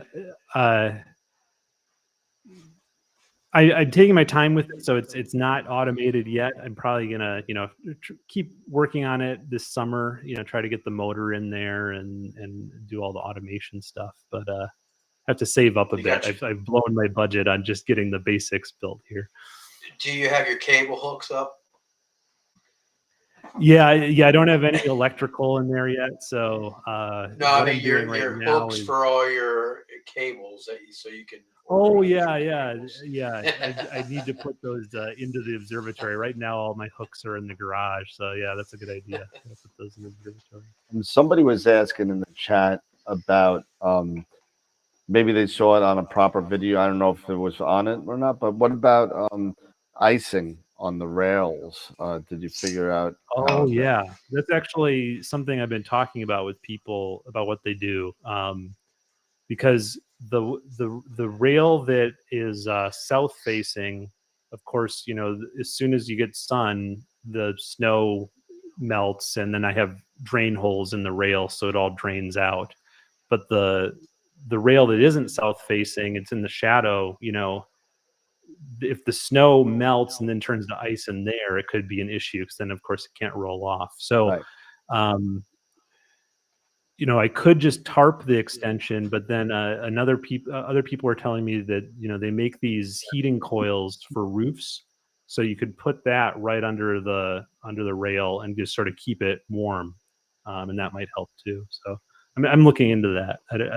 Does anyone who know of any sort of solutions, maybe in the chat, that Yeah, there are haven't? some people.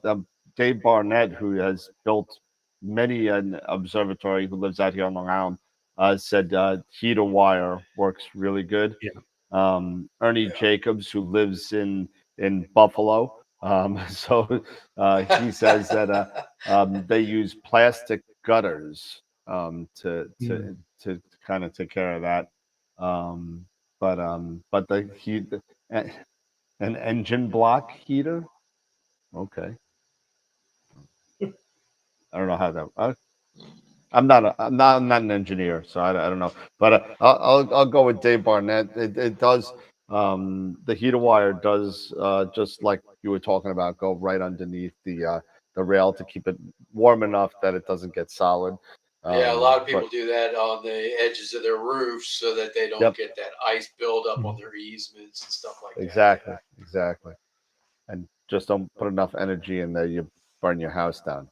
But but Dave Barnett said use some magma. Also, you could do that. Magma. But yeah, no, it looks like that the wires that seems to be the one to go with probably in your, because you're gonna have some crazy winters up there. Yes, So. definitely. It's gonna be fun. Oh yeah. But Tom Peter wanted to know which scopes are you going to be putting in your observatory, and Dave wanted to know if you had to do any special permit, um, um, get any special permits to do that. So I might I might buy this 185 from ASCAR after they review it, because I feel like that scope sort of makes sense in the observatory. You can shoot it at 1295 millimeter focal length at f7 or 1000 millimeter at f5.6 with the reducer. Wow. I sort of seems like a nice couple of focal lengths, focal ratios that I think would be good for whenever I want sort of zoomed in stuff. So I might keep that. And then the other pier, I'm thinking of doing more sort of the survey work. So that image that I showed at 180 millimeter focal length, I'm going to probably put 2 or 3 of those on one mount, and so that it can collect lots of data and do that kind of big Cool. survey. Yeah, that'd be really cool. That'd be pretty wild. That actually. is cool. Yeah, put a couple of those together, you can get a whole bunch of data real quick. Yeah. Yep. That's sort of what I would love to do. I've been talking to people about you know, different kinds of holders for that kind of stuff. You know, 3D printing. I mean, probably the easiest is just to do it side by side, but then you know, you look at stuff like the dragonfly array or things like that, and you get ideas of like, well, I could do even more. You know, 3 or 4 of them at a time. That'd be cool, but especially with wide field like that, like I'm using that little 180 millimeter thing. It's like a $300 telescope. So it's Yeah. like, okay, I can buy a few of those. It's not super expensive. Was that is that the FMA of the ASCAR? The FMA. Yeah. Yeah, exactly. Yeah. Yeah. So And what yeah. cameras do you typically use on those? Lately I've been using the 6200s, the Full frame. ZWO So 6200. they full work with a frame. full frame. Wow. Yeah, they do. Yeah, I mean, you know, the corners are not perfect, but Right. you know, good enough that if you crop in a little bit, you can still do mosaic work with them. Well, if you put That's 4 of awesome. them together, you're not gonna have to worry about it. So Yeah, you'll be right. fine. True. Yeah, true. Yeah, I believe you said your observatory was 10 by 14, right? Yeah, and oh yeah, the question about permits. I didn't do a permit. You know, New Hampshire is pretty lax about that kind of stuff, but also it's within 10 by 14 is still considered a shed, so you don't have to get any kind of special permit for it. I would love that. Yeah, Long Island for anything I put in my backyard. I got right around the corner. I got the town supervisor living right there. So The town forget it. Karen.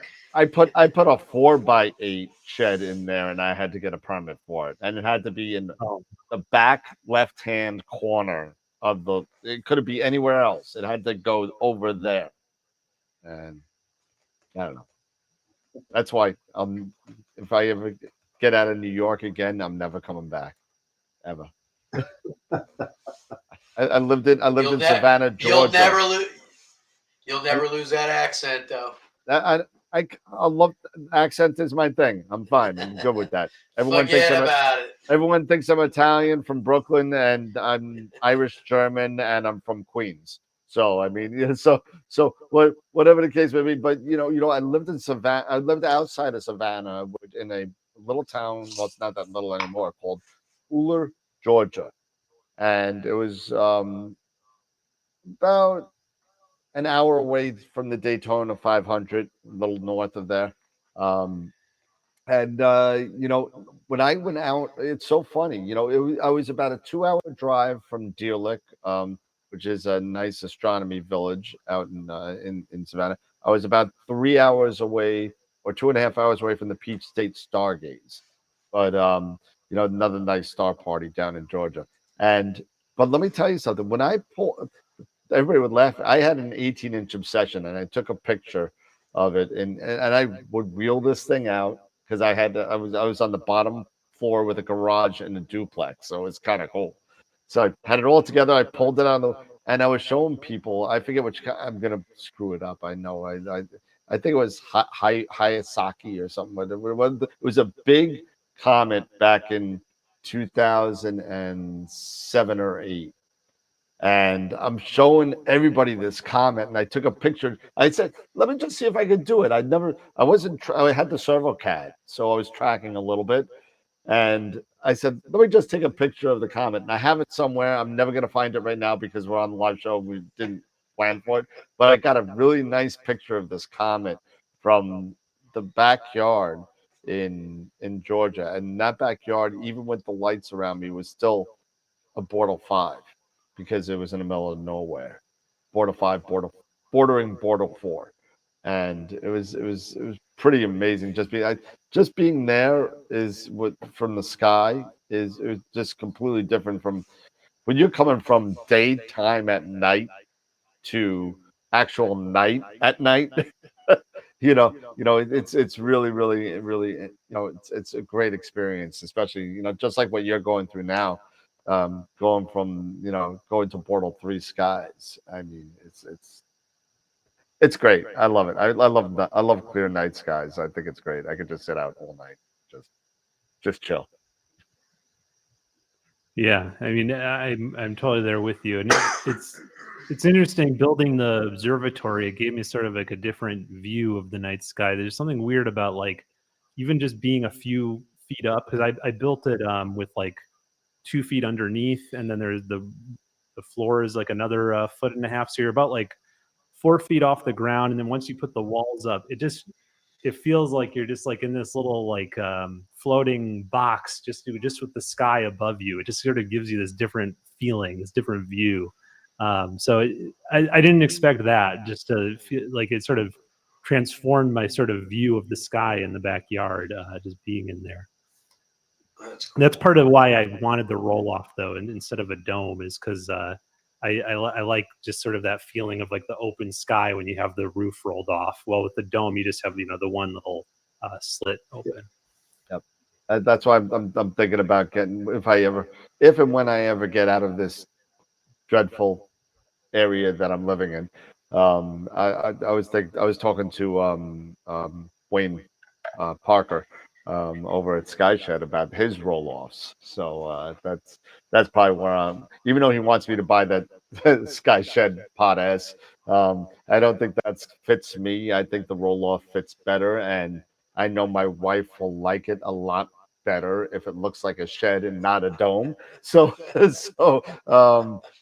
I think that's probably where I'm gonna go as well, because it really is. I think it's a nicer experience when you're inside of it than inside of a dome. To be honest with you, Well, the nice thing about the sheds too is you can put multiple piers. You're not stuck with just the one in the middle. Yeah, that's true as well. Absolutely. So, what images are you doing now, Nico? What are you working on as far as astrophotography? Any projects in the works? Not really. Just trying to get those sneak peeks, those videos done.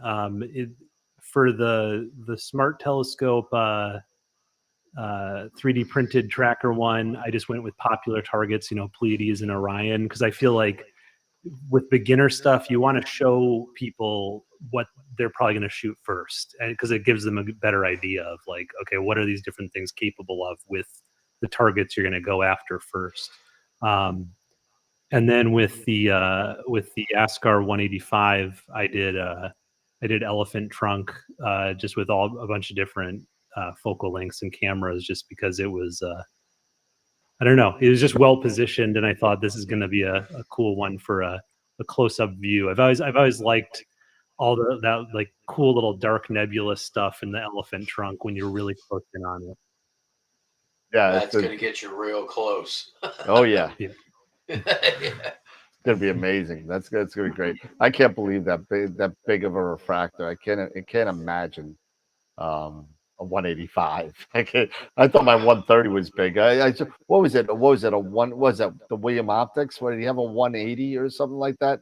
With that picture of him, with the William, he's sitting there with the telescope. It's almost toppling him over. I mean, these things are huge. I mean, a friend of mine has a Tech 160. That's probably actually, that's not the biggest one I've seen. The biggest one I've seen is over at Dave Barnett, who's in the chat. He's got a D&G 8-inch refractor, I think it is, in a dome out on Long Island. Yeah, it's crazy. I believe it is. Correct me if I'm wrong in there. Thank you, Dave. 156 for the William Optics. But tell me what size. Tell me what size your tube is, Dave, because the thing was a monster. 8-inch f12. There you go. 8-inch f12, and let me tell you, the views out of that thing are sick. They are really amazing. If you're into visual astrophotography and you look through these really large premium scopes, it's unbelievable. It's a great experience if you ever get a chance. Yeah, I haven't put an eyepiece on it yet, but I want to. They configured it so that you can move the whole focuser in enough that you could put a bino viewer on it. So I thought that was interesting too. I guess they were really thinking that like, oh well, this is going to be a good scope for either visual or astrophotography. Yeah, I mean, it's great to have that, and that's another thing that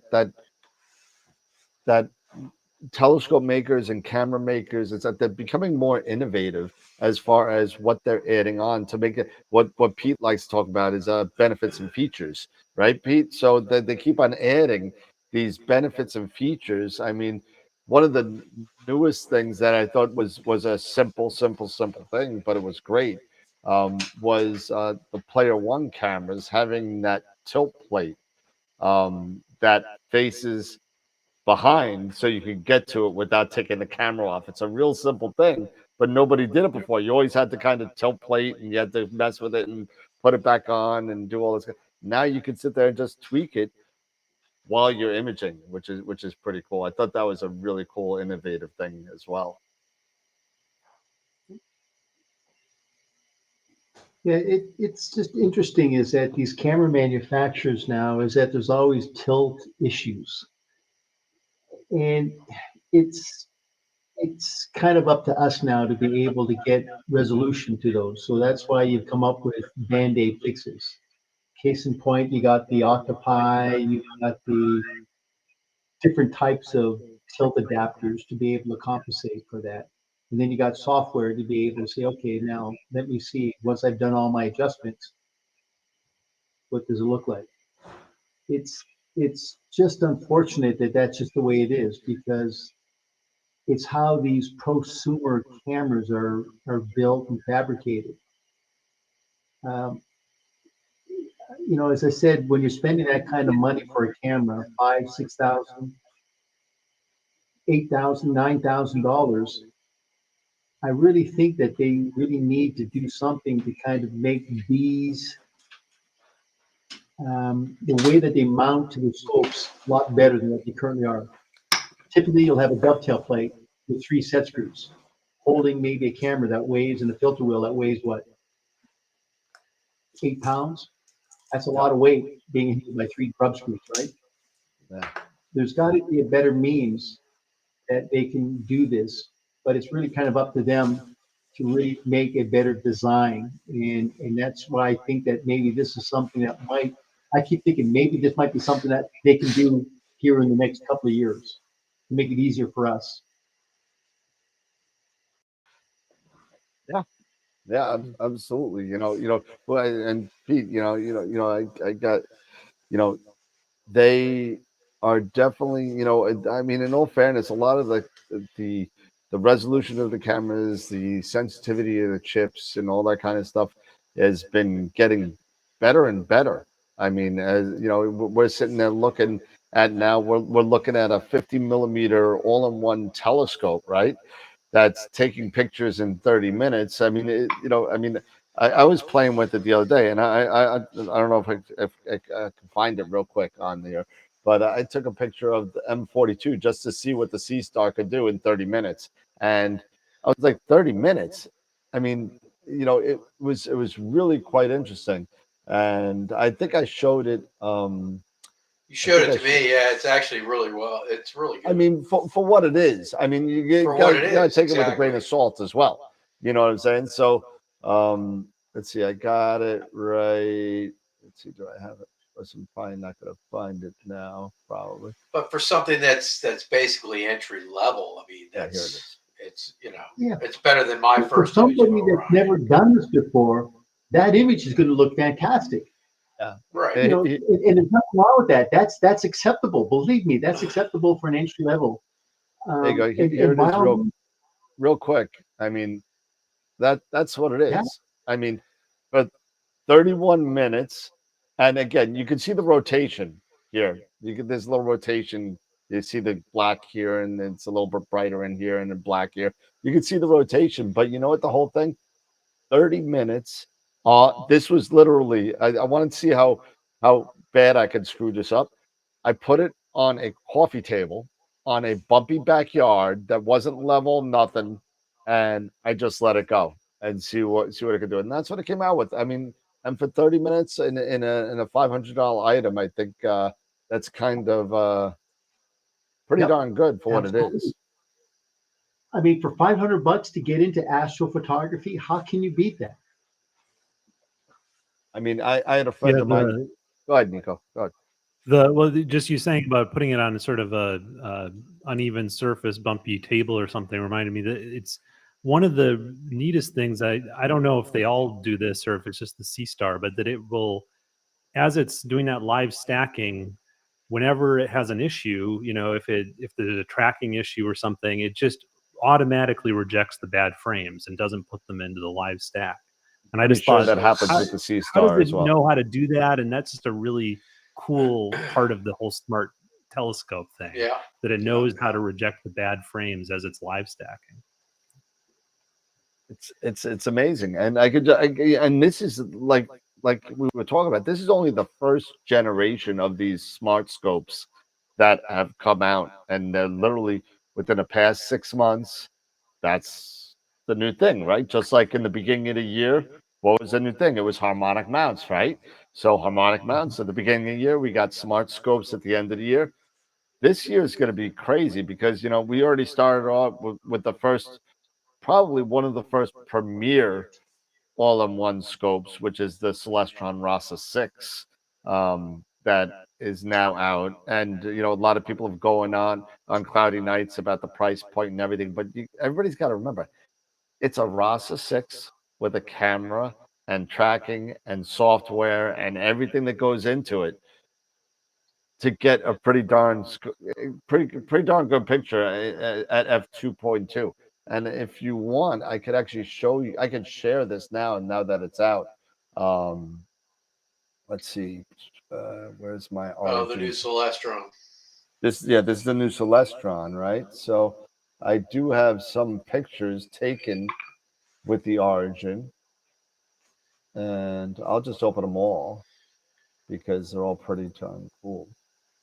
I'm curious when the next upgrade to bit depth is going to be, where it's 16 Where bit it's 32 now or whatever. Well, when's 20 bit come out? Yeah, Or, probably be pretty soon.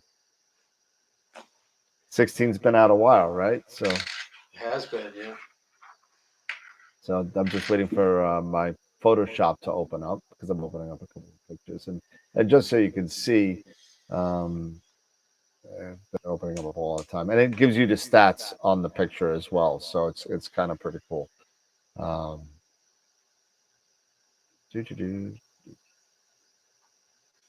on, last one. There we go. Okay, so I'm gonna put this over here, and just so you can see some of the.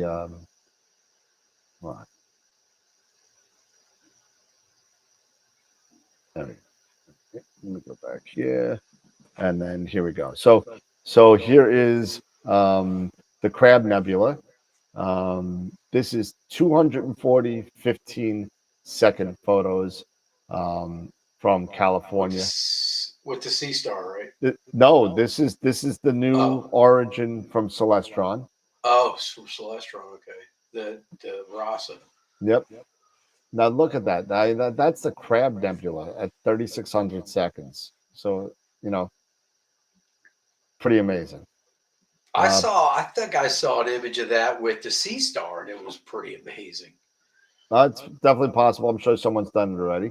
There's a bubble nebula for you. Let's see, Whirlpool Galaxy. That's 600 seconds, 10 minutes of data. Pretty darn good. Helix. Wow. Personally, and I'm sorry if you're watching, Lance, I think you crushed the blacks on a lot of these pictures, but that's just me being mean. Eastern Vale. There you go. So there's a couple of pictures for you, but that's what you could expect from the origin. So not bad for 10 minutes worth of data. For the most part, pretty darn good.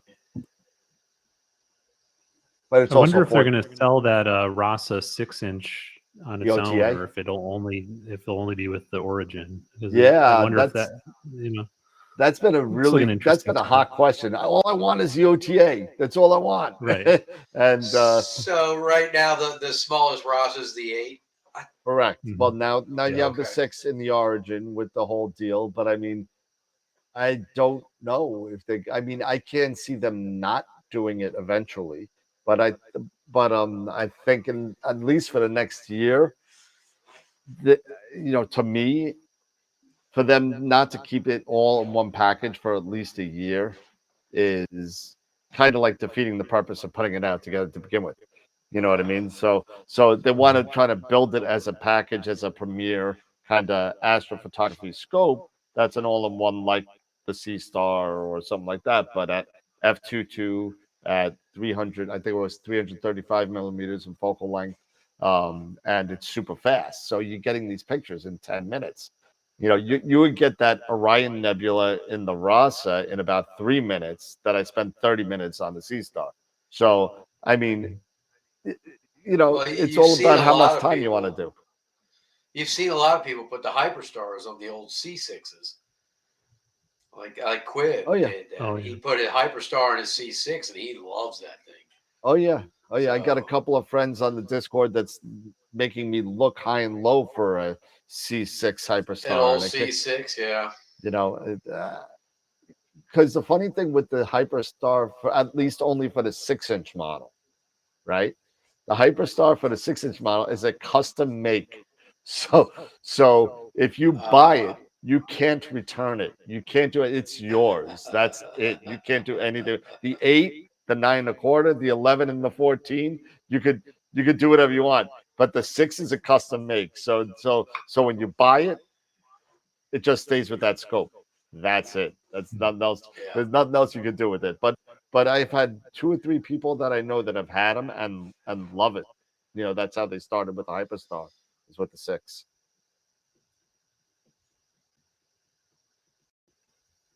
All right, yeah. So that's a good point on the wires, for the Origin. And I said something on the Discord channel. Somebody pointed it out on the Discord channel, and there is actually a wire that goes across the lens into the front of the camera. There's a USB port on the back of the camera because the camera's on the front, right? So the camera's on the front. There's a USB port there, and it goes around it, past the lens into a channel on the outside of the tube, and it goes out the back into the back of the scope. But it's kind of weird that there's that little. I'm wondering how or if that's going to affect. I didn't see any effect of that wire in any of the pictures that I've seen, but I don't know if that's a result of processing or if that's a result of just not being an issue. But we'll have to see when more pictures come out and more tests come out. We'll definitely see. Does it have a dew heater built into it? It does. It does. It has a does? dew heater ring. Yep. It looks like it has a dew shield on it too. Yep, and they really kind of use that as a dew shield, and also so you don't have to take the camera off, so it extends it past the camera, so you can put the cover right on it. So is it a heated dew shield or just a dew shield? no, it's just the dew shield itself is not heated. It has the Celestron dew heater ring. Okay. On the corrector plate, yeah. Yep. So Nice.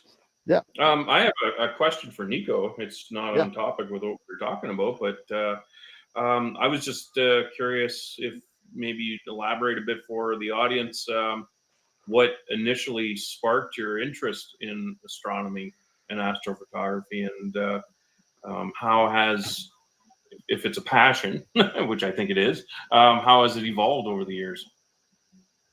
Sure. Yeah. So it started for me pretty late. I was in Iceland on a vacation and went there to sort of see the Northern Lights. I'd seen them once before in Alaska, but I was now had a better, photography gear, and was sort of like, oh, I want to capture the Northern Lights. And this was in 2014, and when I got there and was able to see them, and there was a whole group of photographers all around this glacier lagoon, sort of like a star party of aurora chasers, I guess.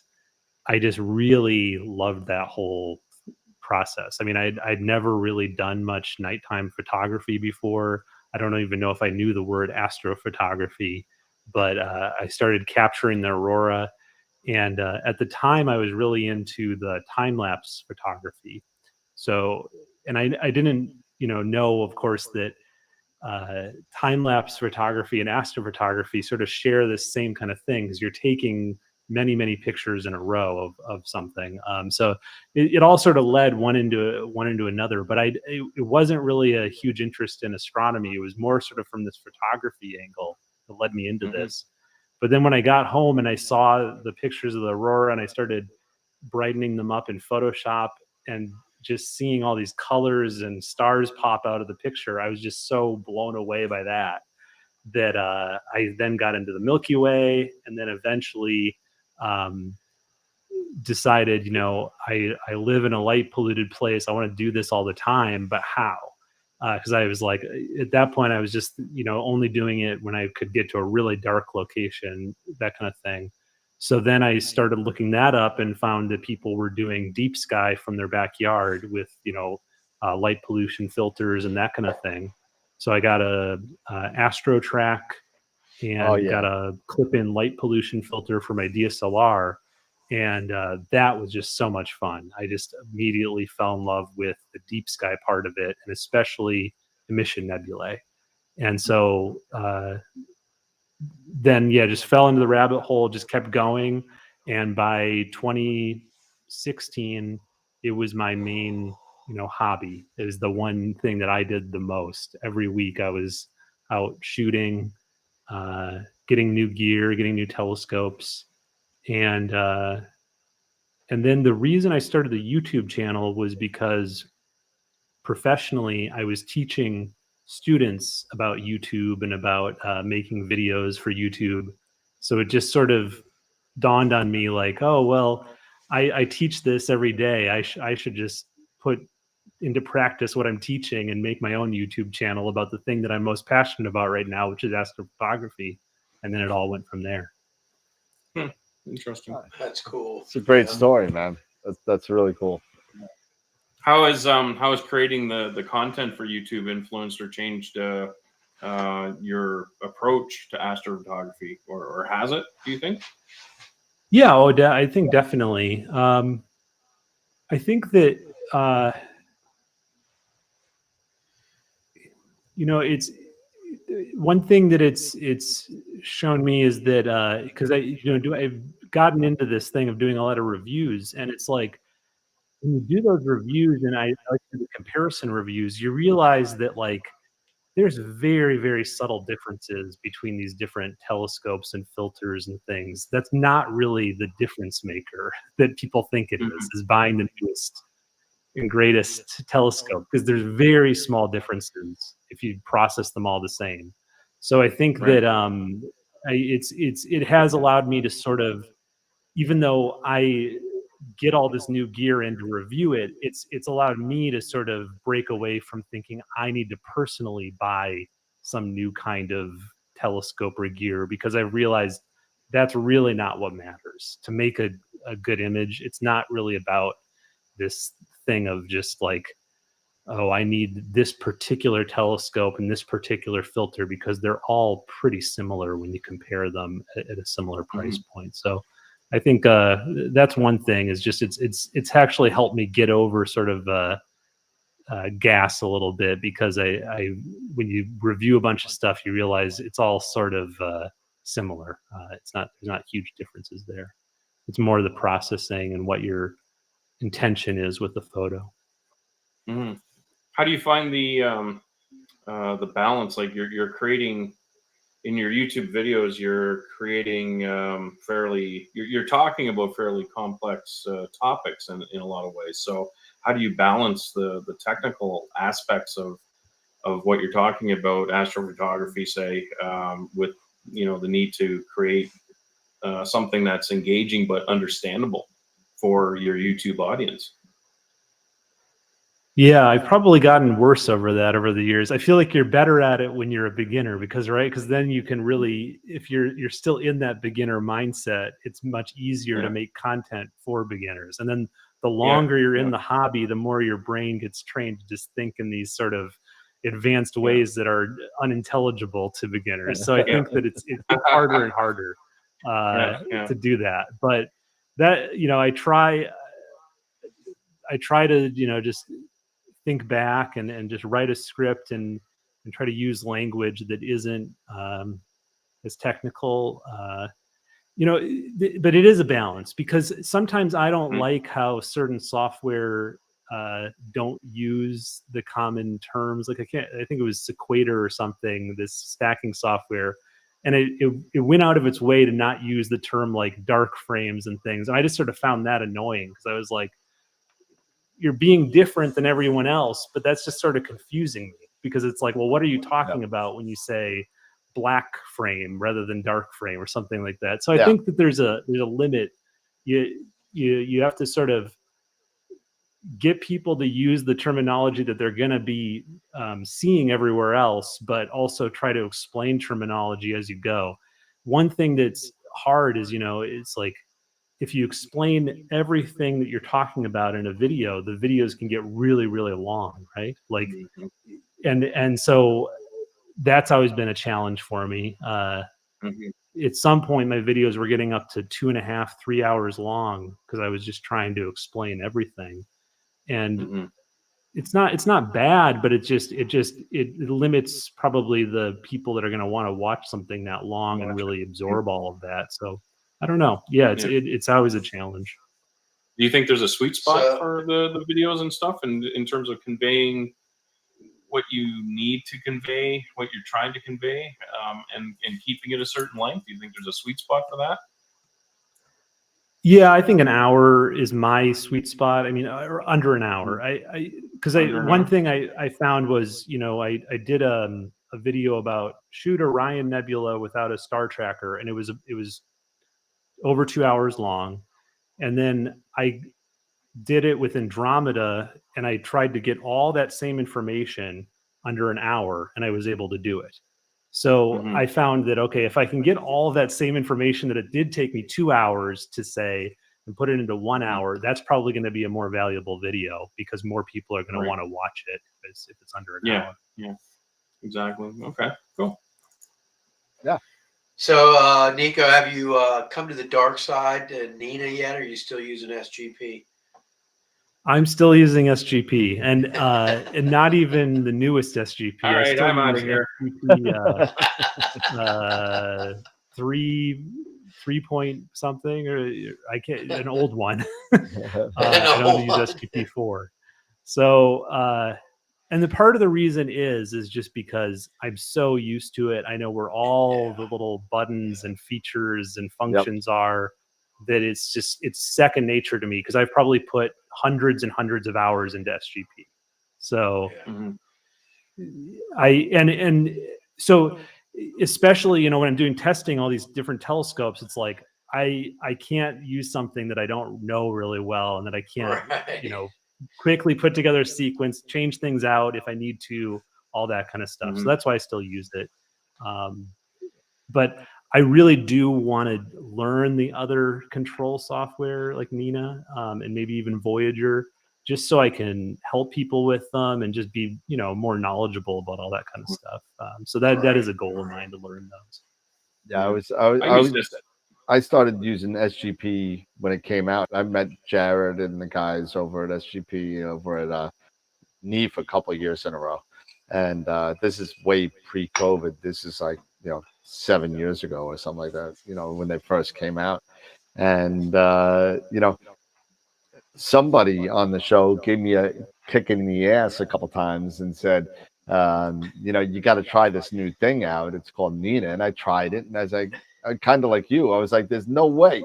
I know SGP. I don't care if they're charging me $59 now. I don't care. It's a good program. It's great. And he's like, oh yeah, well, you keep on trying it, you'll be fine, you'll be fine. So finally, I've tried it, and Sean, that's all your fault, by the way. And Yeah, I figured that and, was aimed at me. and Sean and Chad. yeah, so it was mostly, even though Chad makes good videos over Patriot Astro, Sean's the one that like constantly belittled me on getting into into Nina. And you know what? It's and now I'm used to Nina, and I could go back to SGP, in a second. Again, not the 4.0 because I don't have that, but I have the 3.1 or 2, whatever it was. But the SGP is really good. I liked it. It's just that Nina was more user friendly, I guess, as far as the graphical interface is concerned, to me. But there was a learning curve. And to your point, Nico, Mhm. when you know something, what we do as astronomers and astrophotographers a lot of the times is, like you said before, we want to get the new best thing. We want to do this. We want to get that. We want to get the best new toy. We want to get the next new piece of software and the next new this and next new that. And when we keep on doing that and pulling ourselves in so many different directions, you never really learn as much as you should about one thing before jumping to another. And I think that's a lot of times where people kind of not fail, but get disconcerted about what the astrophotography is, and learn. If I don't care if you use anything from if you use Stellarium, if you use the Sky, if you use whatever, Voyager, Nina, SGP, whatever you're learning now, use it, learn it, and it'll be just fine. Like, again, something like you said before, Nico, that the differences between all these things are very, very small usually, and it's gonna take your picture for you. And that's what you want to do. So you just got to make sure that whatever you use and you're comfortable using, continue to use it until you know it. And then if you've said there's nothing else I can learn, move on from there. Yeah, that's well said. I mean, I think in the terms of the basics, I think any of those capture programs do the same thing. But I guess it's just sort of like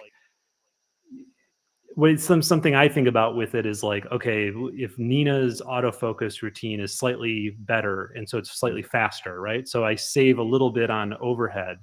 But am I really saving time if I'm so fast at controlling Sequence Generator Pro or something like that? So there's always just sort of trade-offs with those kinds of things. But another thing I was really interested in with Nina is that they seem to have all these third-party plugins that seem really neat. Plugins, yeah. Like I really was They are. thinking I like the idea of that one. Is it called Light Bucket or something that tracks all of your sessions and can do graphical It's awesome. things of all your sessions. That looked really cool. So There's a whole bunch of different plugins you got, and it's all open source, which it makes it open to pretty much anybody to get their plugin thrown in there, as long as it gets approved and tested through the guys at Nina. And it's they've gotten. I mean, I remember when like the first couple came out, and then now they're up to like 20 or 30 different plugins, and Yeah, it's it's a lot. pretty amazing. So some are more usable than others, but I mean, it just makes it more customizable as we move forward into these different areas of astrophotography. It's going to be pretty interesting in the future.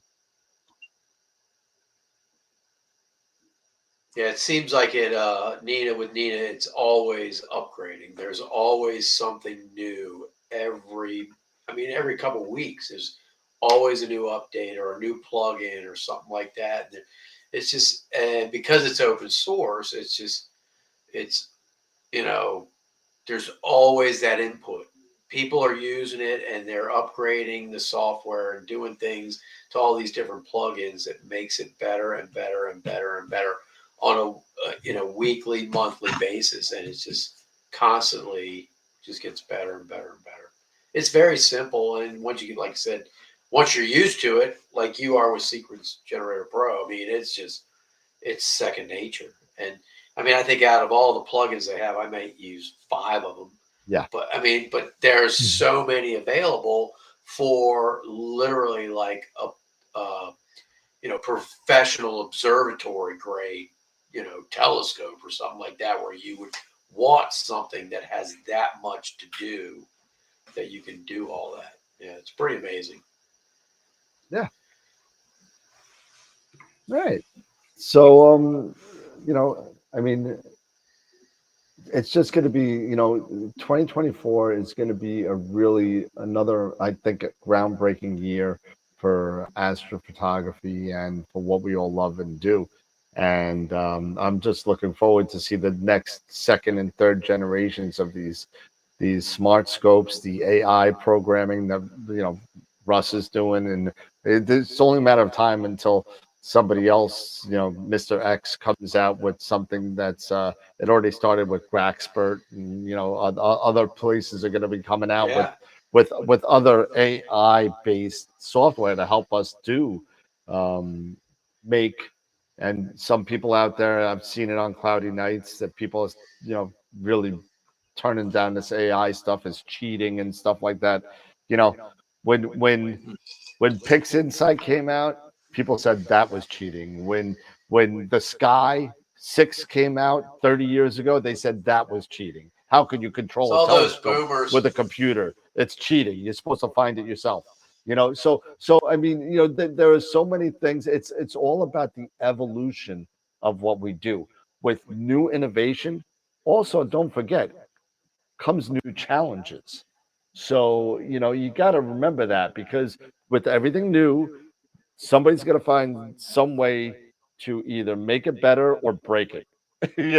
So you just got to remember that just because things change doesn't mean that it's necessarily a bad thing and that it's cutting corners. I don't think so. At least not in this hobby. No. This hobby's hard enough. If it wasn't hard, everybody be doing it, right? If it was easy, everybody be doing it. Yeah, exactly. But Tom, there's nothing wrong with something that improves your experience. There's nothing wrong with it. Whether that be a new roll-off roof, whether that be a pier in your backyard, or taking a chainsaw and cutting down some telephone wires. It doesn't matter. but it's really it's going to be an interesting time. And I guess let's round off. Like, Nico, what do you think is going to be probably the next, maybe best thing that's going to come out there, or the next innovation that may come out? What do you think? I know it's a tough question, but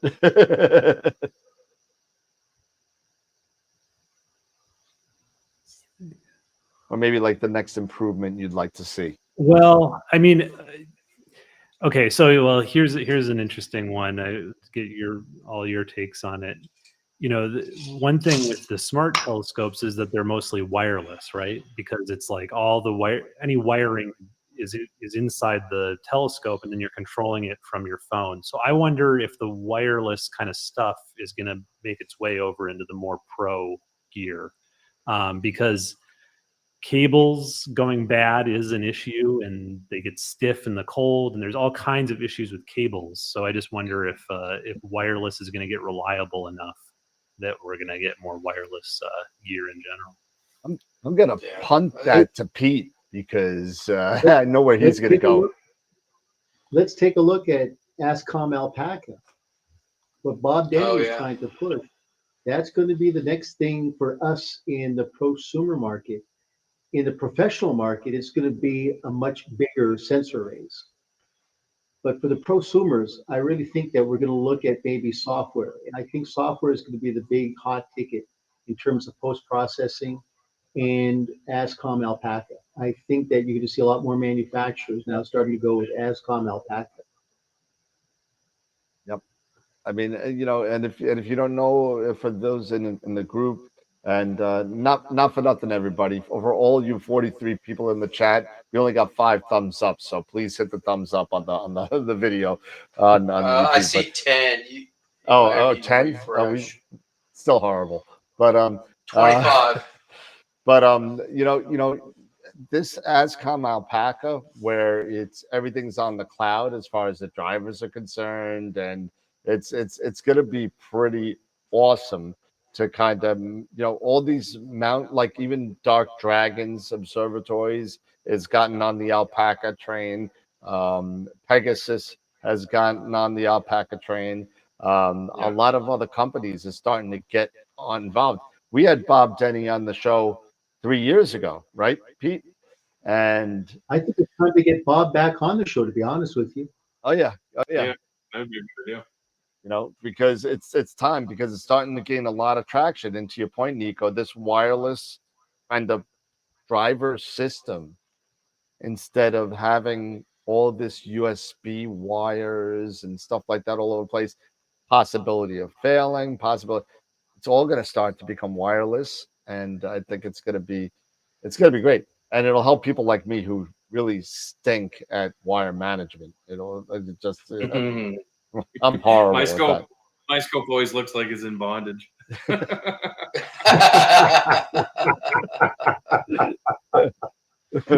Well, Nico did a great video on that, because it was like, you have a setup, and then, okay, so now you want to put your other scope on the mount, but you are basically taking parts off the other setup to put on the new setup, and you end up with just wires everywhere. All over the place. You take your Velcro straps, you strap them up as best you can. You work the thing back and forth, make sure nothing's going to snag, but it doesn't mean that one of those cables, in the course of changing them over, didn't have something happen, and in the middle of the night, your cable to your mount stops working, and everything goes haywire. And you don't find out till the next morning when you wake up. You go, "What happened?" Yep, it's definitely. Hey, Dan, I got to talk to Bob tomorrow. Do you want me to reach him, talk to him about being on the show? Yeah, do that, because I saw him on Global Star Party a couple of weeks ago, and I said something to him. So you could hit him up again as well. Already? But, yeah, absolutely. But we're coming close to the 2-hour mark. It looks like this is kind of where we kind of start wrapping it up a little bit. Why don't we just do a quick round robin? We'll start with Sean and end off to Nico. We'll do a little counterclockwise on any final thoughts that you guys might have for 2024. You always ask me a final thought. I never have one. I know. I figured you'd be quick. So. Okay. Well, on to the next person. Sean's final thought is, all right. Nothing. Ron's got nothing. Dave. Nothing. No. I just think I'm sorry. You just said you thought of something. No, never mind. Everyone wants to talk over. No, That's fine. Go. Nope. No. I was just gonna echo what I think we've been saying throughout the show, and that 2024 is going to be really interesting to see what comes down the line in terms of the technological advancements, just the software, how AI is going to play into it all. We're really in a really amazing time to be living, to see the changes. Like when I was young, when I was a teenager and starting out in astrophotography, we didn't have computer control of telescopes. There was no auto guiding. I was sitting with an illuminated rectangle eyepiece and a little joystick trying to keep the star, centered.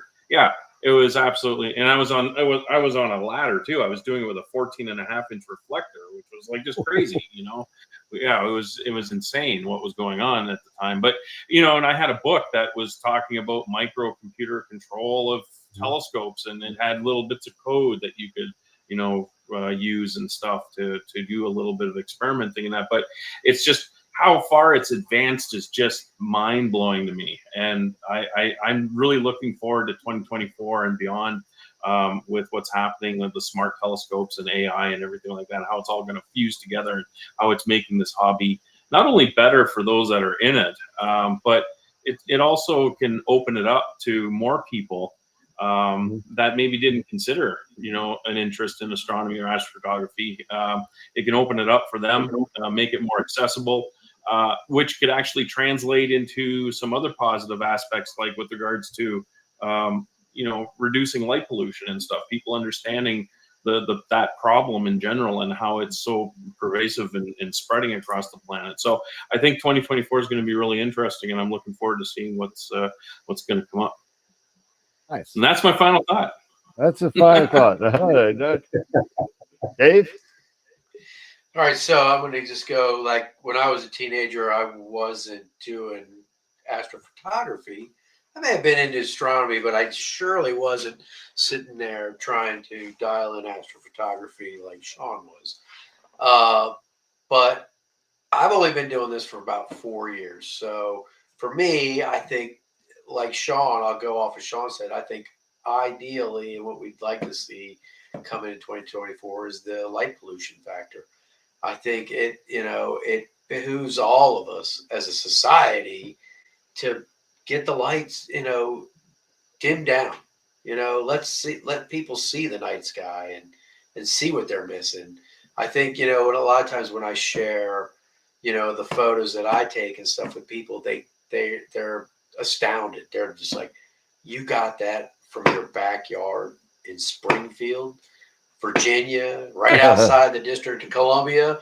And I'm like, yeah. And they're just like, they can't believe it. And it's like, I think it's just about outreach and getting people to understand and making people realize that, light pollution does a lot worse. Obviously it affects our hobby and everything like that, but it does other things as well that are bad for the environment and bad for, everybody around us. So I'd like to see that go, get a little more attention in 2024. Thanks, Nico, for coming on. Appreciate it. I always enjoy your videos. You always are very enlightening. I like your comparison videos. But other than that, that's about it. Thanks for having me on again. I appreciate it. Hey, Mr. Pete? Well, I'm going to use this as an example from a commercial on TV that we've all seen, where there's a kid talking to these two other kids, and they said, "You guys don't realize how lucky you got it today." You're right. To segue what Sean said, believe me, back in the days of 2012, 2013, 2014, what we had to do is compared to what we got today, it's like night and day. And you're right, 2024 is going to bring up some really new, interesting technology, and one of them being what Bob Denny has with ASCOM Alpaca. It's going to be very, very interesting to see when that gets a foothold. And like everything else, it's just hard getting it started. But once it gets started, the momentum and inertia takes over, and it just kind of self-perpetuates. Nico, always a pleasure seeing you on. It's a great to listen and see your images, some phenomenal images. And Dan, to you, it's a pleasure to get back on every now and then. I apologize I can't get on as much as I can, but it's always a treat to get back on, and some great stuff. Looking forward to it, and always a pleasure when I can get back on every now and then. Awesome. And can't wait to see what the new calendar is. I got to see what this calendar. You got to share it with me. Oh yeah, the calendar is done. But Nico, any final thoughts for 2024? Ushering it in. Yeah, thanks everyone for the nice words and the great conversation here, and it's been really fun to be on. And yeah, we love you, Nico. What else to say?